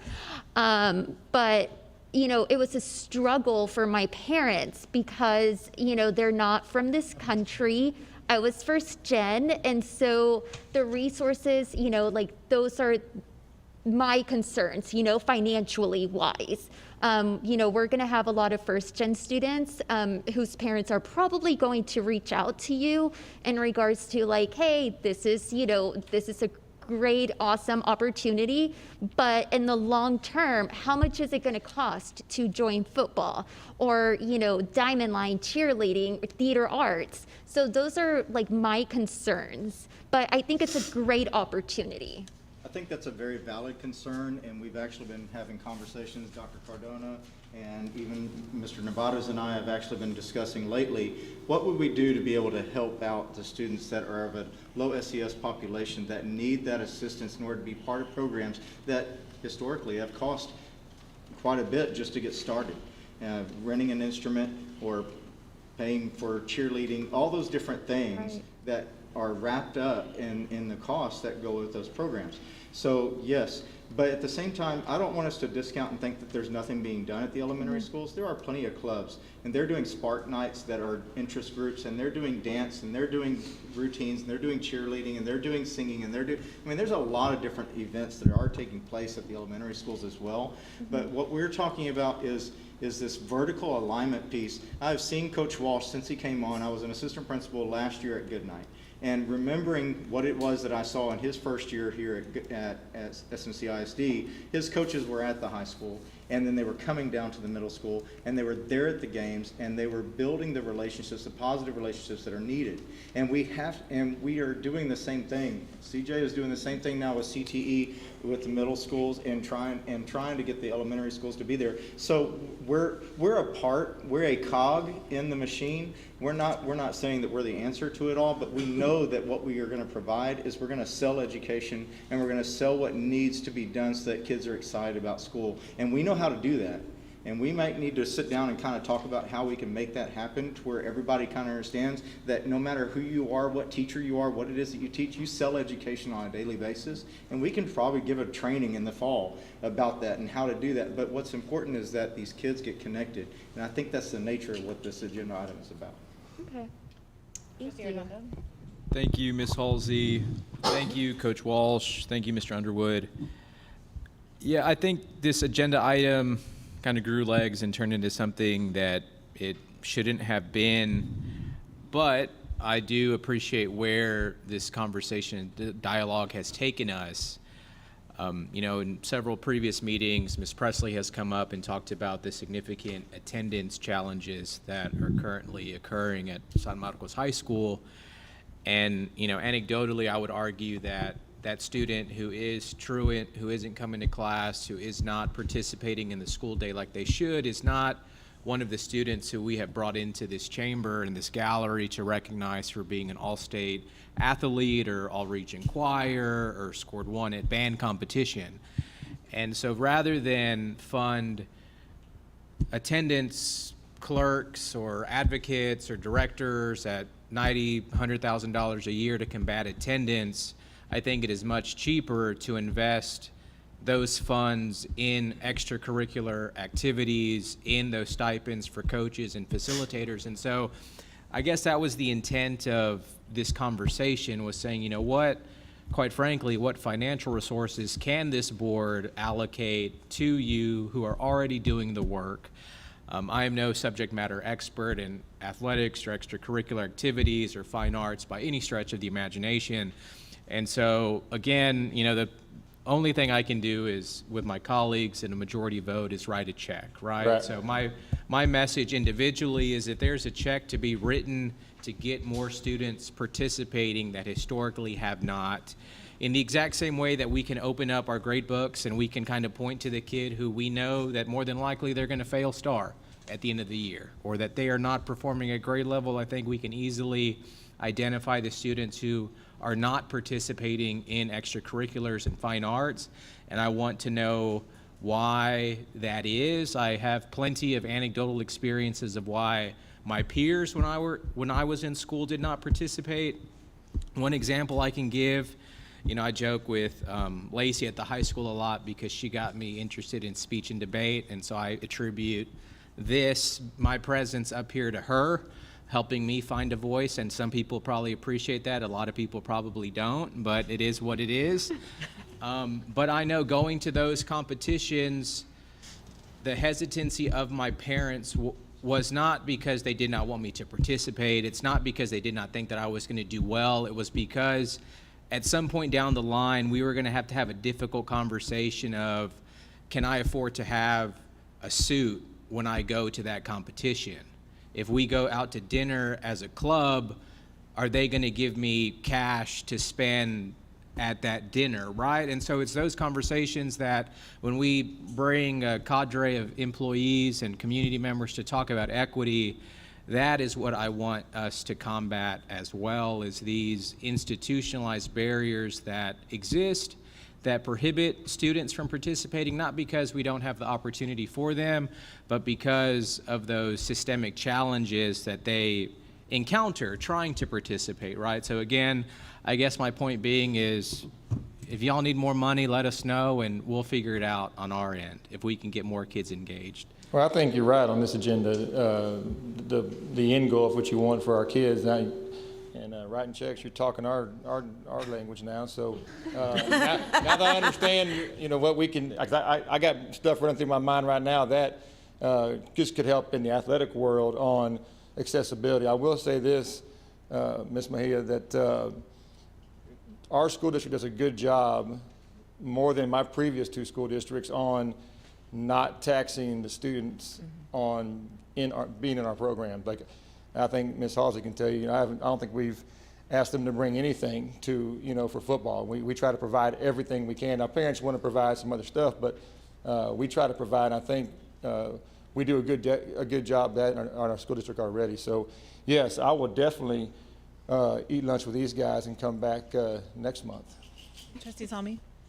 Thank you. I appreciate all of your presentations, and I want to just to point out the one barrier that has been pointed out to me by my foster daughter in her previous living situation, that transportation was her biggest barrier to participation. And I think that that is true for many of our students. And I know it's gotten late, and our new transportation director I'm sure had to go home to his family. So I heard that when I first got here. And I think that that is a real and present problem for many of our students, both for extracurriculars and for tutorial hours. If tutorial hours are before school, students can't get to them. If tutorial hours are after school, students have to ride a bus home. And so transportation is one of the biggest problems that I've heard from many families in this district. And I think that's something that we have to work together. We heard that as well when I first got here. You're not going to get them in the mornings. You're not going to get them to stay late.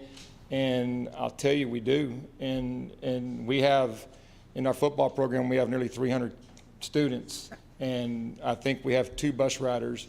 They find ways. They got friends that live near them, and we just got to coach them on how to get there and how to get home. And we assist. Yeah, and I think that's one of the resources that on this dais, we can help to mitigate those problems for students, those students that aren't already participating. Because I believe it is one of the hindrances for the students who are not participating. So I think that we have, go ahead, Trustee Villafano.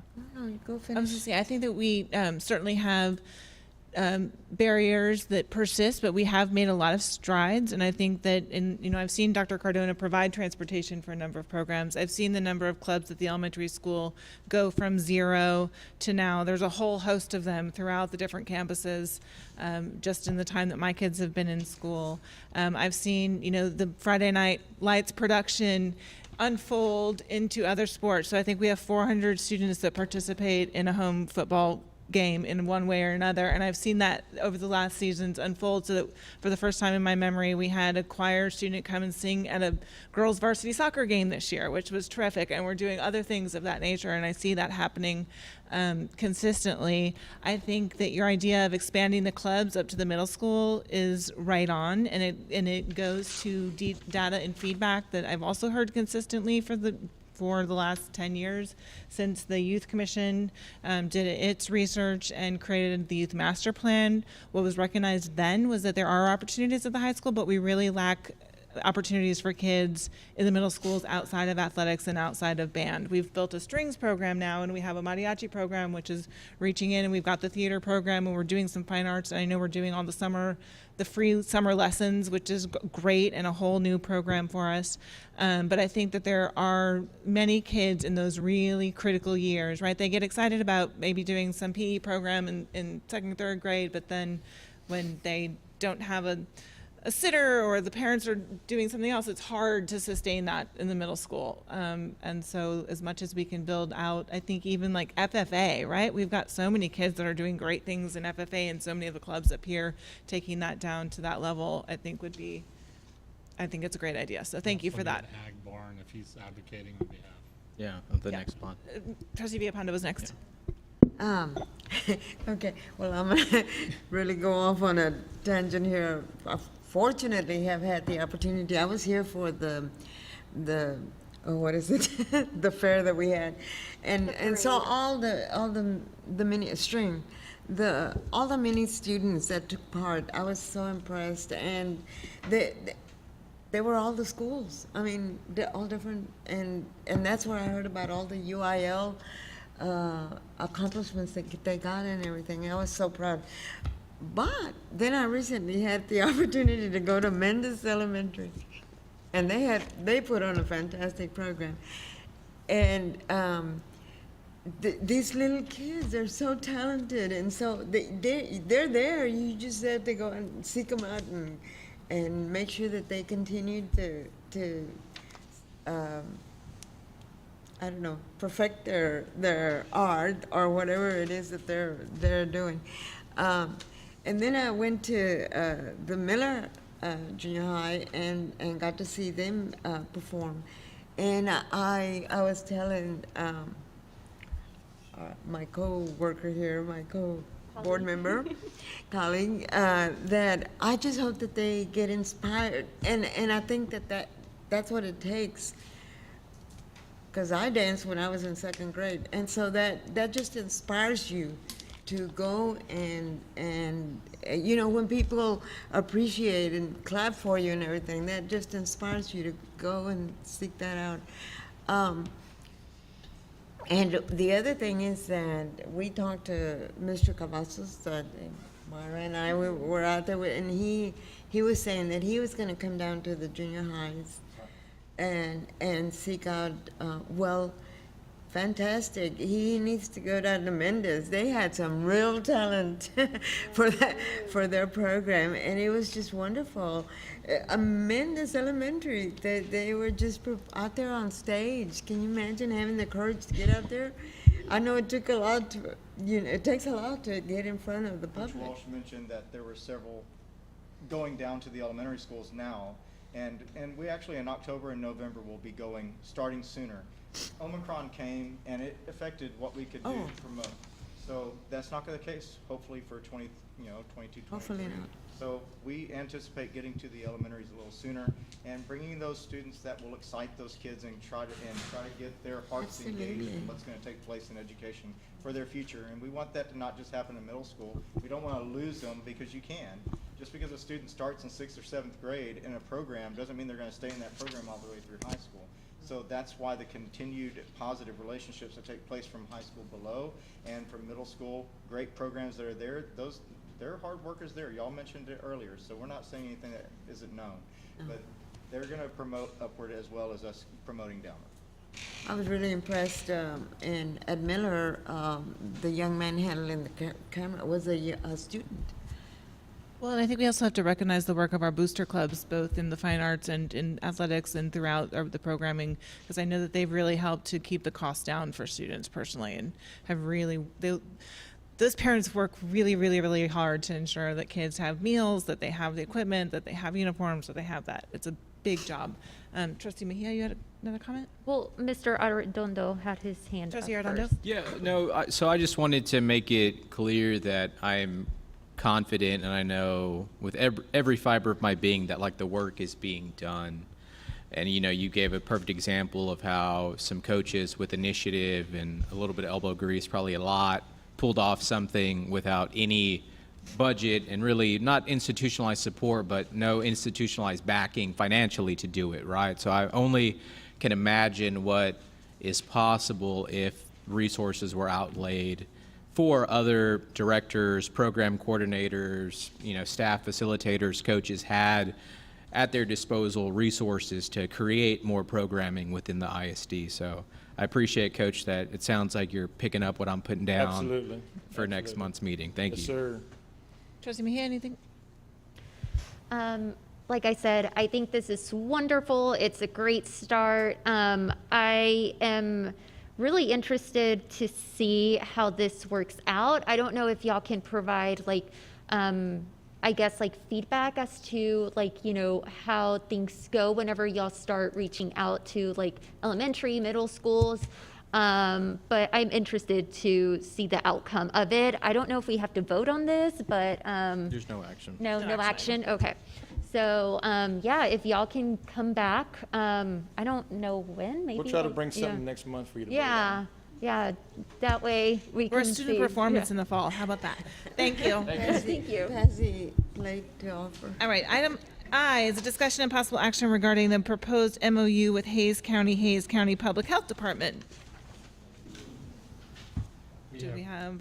Tammy Crumley, she's coming up here right now. Tammy's been here. She's been patiently. You have been waiting all night. I'm so sorry. Thank you. Well, now we got it. Good evening, Dr. Cardona and the board.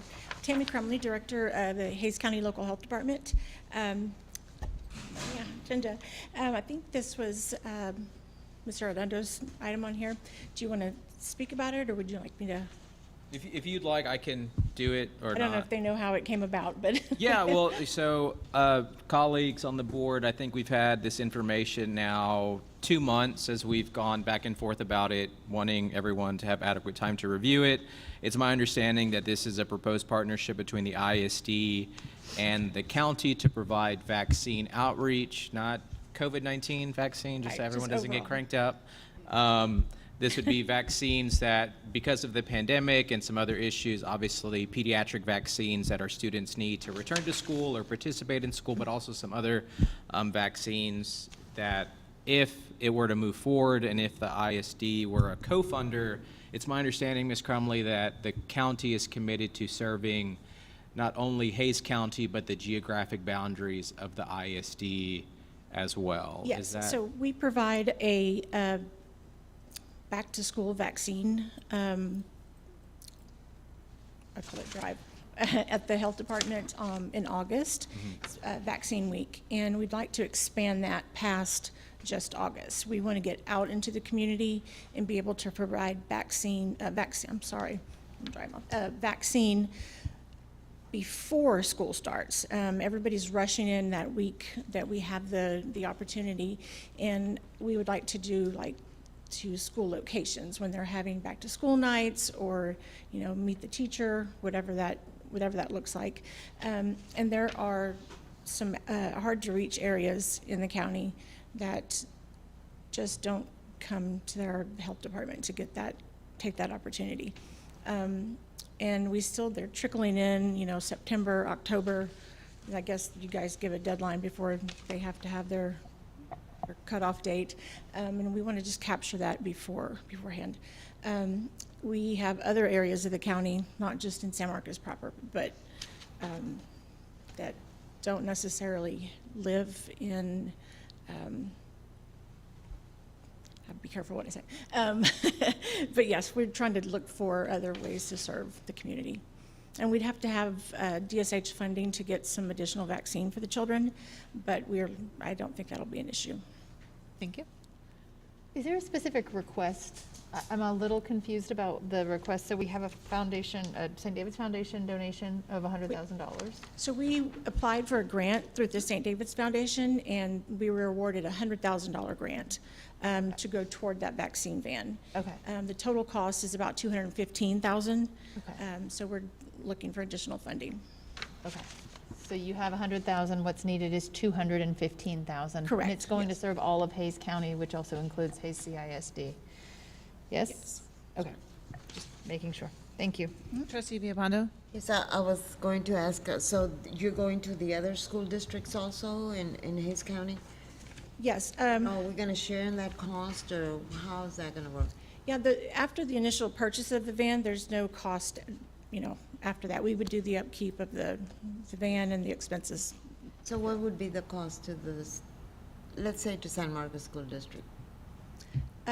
Whatever donation you would feel comfortable. Ms. Crumley, I apologize for interrupting. So Trustee Villalpando, Trustee Salmi, quite frankly, to expedite the purchase of this van and moving forward, and quite frankly, because of the areas that I, Trustee Mejia, and Trustee Villalpando represent that are in unincorporated areas in the county, and then also Guadalupe and Caldwell County, where essentially it's like the dark side of the moon out there when it comes to county services in Rancho Vista, Redwood, Uilin, Maxwell, Martindale.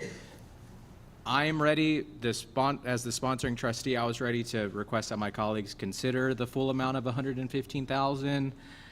I understand that that is a tough pill to swallow, seeing as how it will serve the entire county.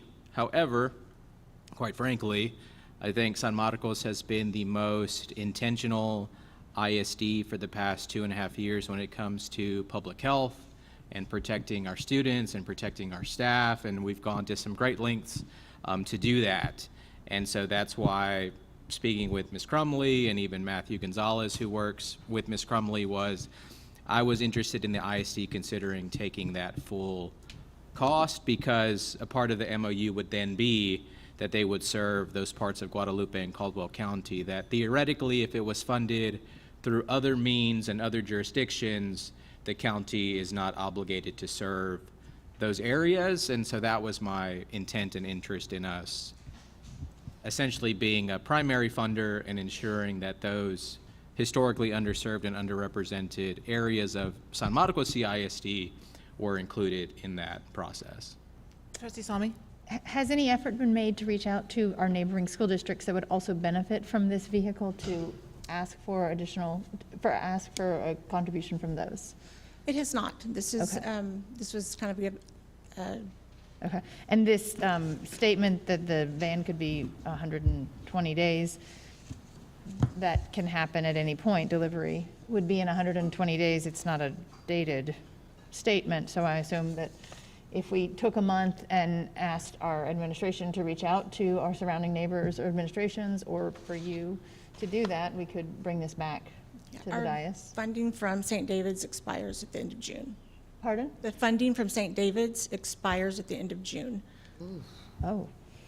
If we were to approve this and move forward, could we make it part of the understanding that the mobile van would also coordinate with our SMCISD nutrition department, because we do a regular summer program where we're out in all of the communities distributing lunches and breakfasts. And I think that those are places where families, especially with young children, are accustomed to going in the summer. And I think that would be a real point of access. Yeah, And we would be open to any kind of collaboration with outreach and whatever we could make. Okay, do we have a motion? Yeah, I'll make a motion that we approve, I make a motion that the ISD fund, in partnership with Hayes County, the MOU, in the amount of $115,000. I second. Motion made by Trustee Arredondo that we partner with Hayes County and for $115,000, seconded by Trustee Mejia. Any further questions, discussion? I'll call for the vote. All in favor of the motion, please raise your hand. This is hard. All opposed? The motion carries 5-1. Thank you. I can have our And legal department draft that MOU. Would that be okay, or? yes, I think we can put something together and get to you. And then we can also coordinate a meeting where we can talk about how to coordinate those efforts over the summer so that we are being as successful as possible in terms of communication, outreach, locations. I think the public library was here earlier tonight. Yeah, That's a great spot. Centro, there's just a number of community partners, and I want to make sure that we really bring all of them in. Community Action also, Community Action has a early childhood coalition. And I think coordinating with them, because they work with daycare providers and with babysitters. We work with them a lot. Excellent. So thank you. I'm sorry, let me clarify. Are we going to prepare the MOU? Is we can that, do that. I guess, Ms. Crumley, is that something that the county attorney and our ISD attorney can work together? We'll still have to take it to Yeah. court for approval on our end. And we can do that next week. Okay. I did have one more thing. Trustee Salmi? Although we have approved this expenditure and the total amount, it does seem that we could reach out to our neighboring school districts and request that Absolutely. they contribute. Would you be willing to do that, please? Absolutely. Thank you. Yeah, I agree. That's great. Thank you. Thank you.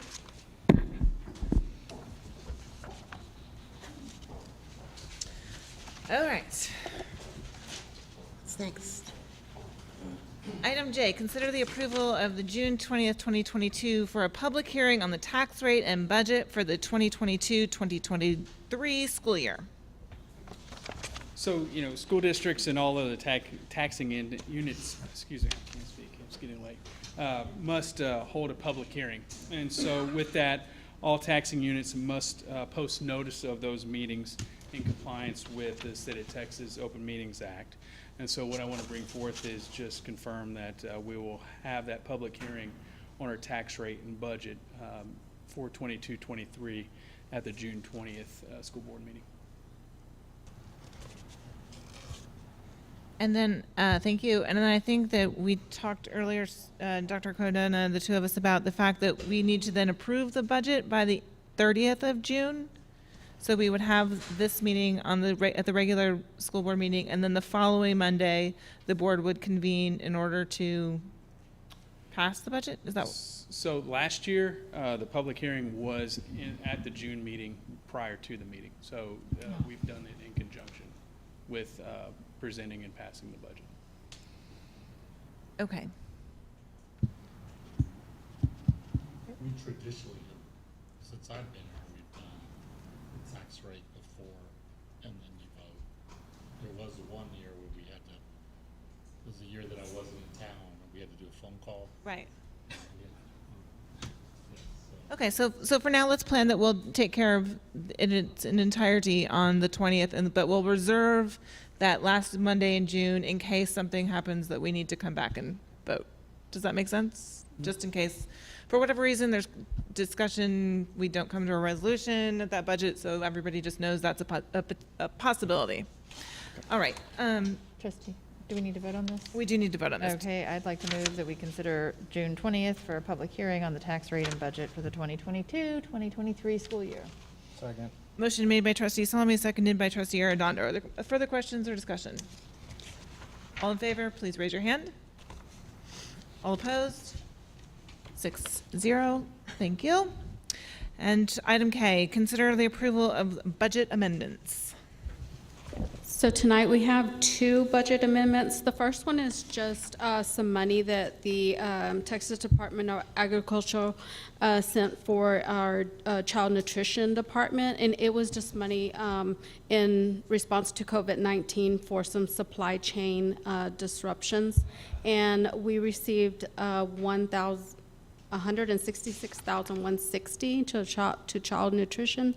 So we're just asking to recognize that revenue and also the expense, so they can purchase, I believe it's food items that they're going to purchase with that. And then Amendment 2 is the board amendment for the booster incentive that we provided to our employees last month. Do I have a motion? Ms. Halsey, Rendo. I'll move that we approve the budget amendments as proposed by the administration. Second? I second. Second from trustee Mejia. Are there questions? Is this just, I do have a question. This is a list of all of the amendments that we've had all year that you provided on page 80. Is that what I'm looking at? I don't have the, but which one is it? It's a budget amendments for May 2022, and there's more than 2 amendments listed, so I'm confused. On this page, all of that is what, oh, no, that is just for, yeah, this is just for May, board amendments, and this is for, the second part is for the booster incentive by each function, for each employee. So They have to divide the cost of the. It's okay, subdivision of that total. Yes. That's what you're showing us. Thank you. Any other questions? All right, everybody in favor of passing the budget amendments, please raise your hand. All opposed? That motion carries 6-0. And we will now move, after a very short 5-minute recess, we will move into closed session as authorized by section 551.071, 551.072, and 551.074 of the Texas Government Code. Thanks, everybody who has stayed till this point. We appreciate you. I know it's been a really hard year. We're almost there. Thank you. Go home.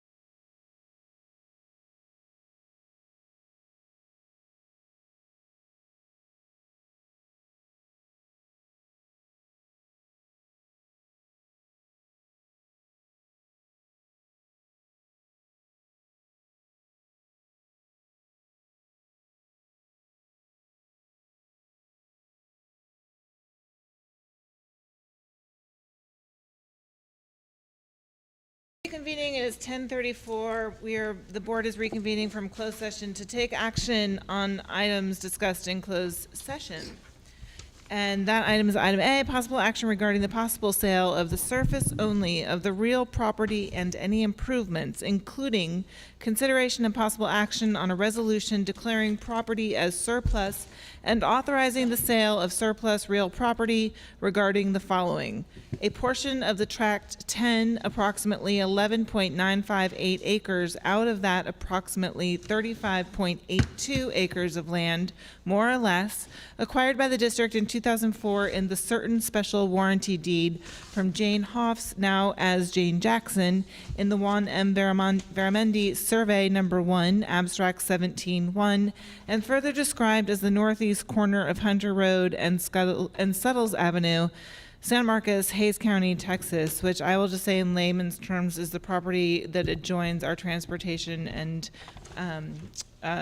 other of our nutrition buildings on Hunter Road. So moved, Ms. Halsey. I have a motion from Trustee Arredondo, I second. a second from Trustee Mejia. Are there questions or concerns? Yes, Trustee Arredondo. So I know we can't discuss specifics of what was discussed in executive session, but if approved tonight, this would initiate the process of a potential sale, but is not in and of itself a sale this evening. Correct. It would be putting the property out for a bid, and there's a whole process. Mr. Doyle, would you like to explain that, please? Yeah, that is correct. This is not the sale. This is just allowing us to move forward with a bid, to put the bid out to accept proposals. Just for folks looking at home, watching at home, or anything like that, that the language saying authorized sale of surplus real property is not actually selling the property. And the full resolution is posted online as part of tonight's board book, so it's available for the public to read and write in to Mr. Fernandez with any questions they might have. Correct. All right, further questions, discussion? Not, all in favor of the resolution, please raise your hand. All opposed? The motion carries 5-1. Do I have a motion to adjourn? I move that we adjourn. Second. Motion made by Trustee Salmi and seconded by Trustee Arredondo to adjourn. All in favor, please raise your hand. All opposed? Thank you, everybody. Have a great night. Hang in there 2 more weeks. Less than 2 weeks, right? My kids are counting down.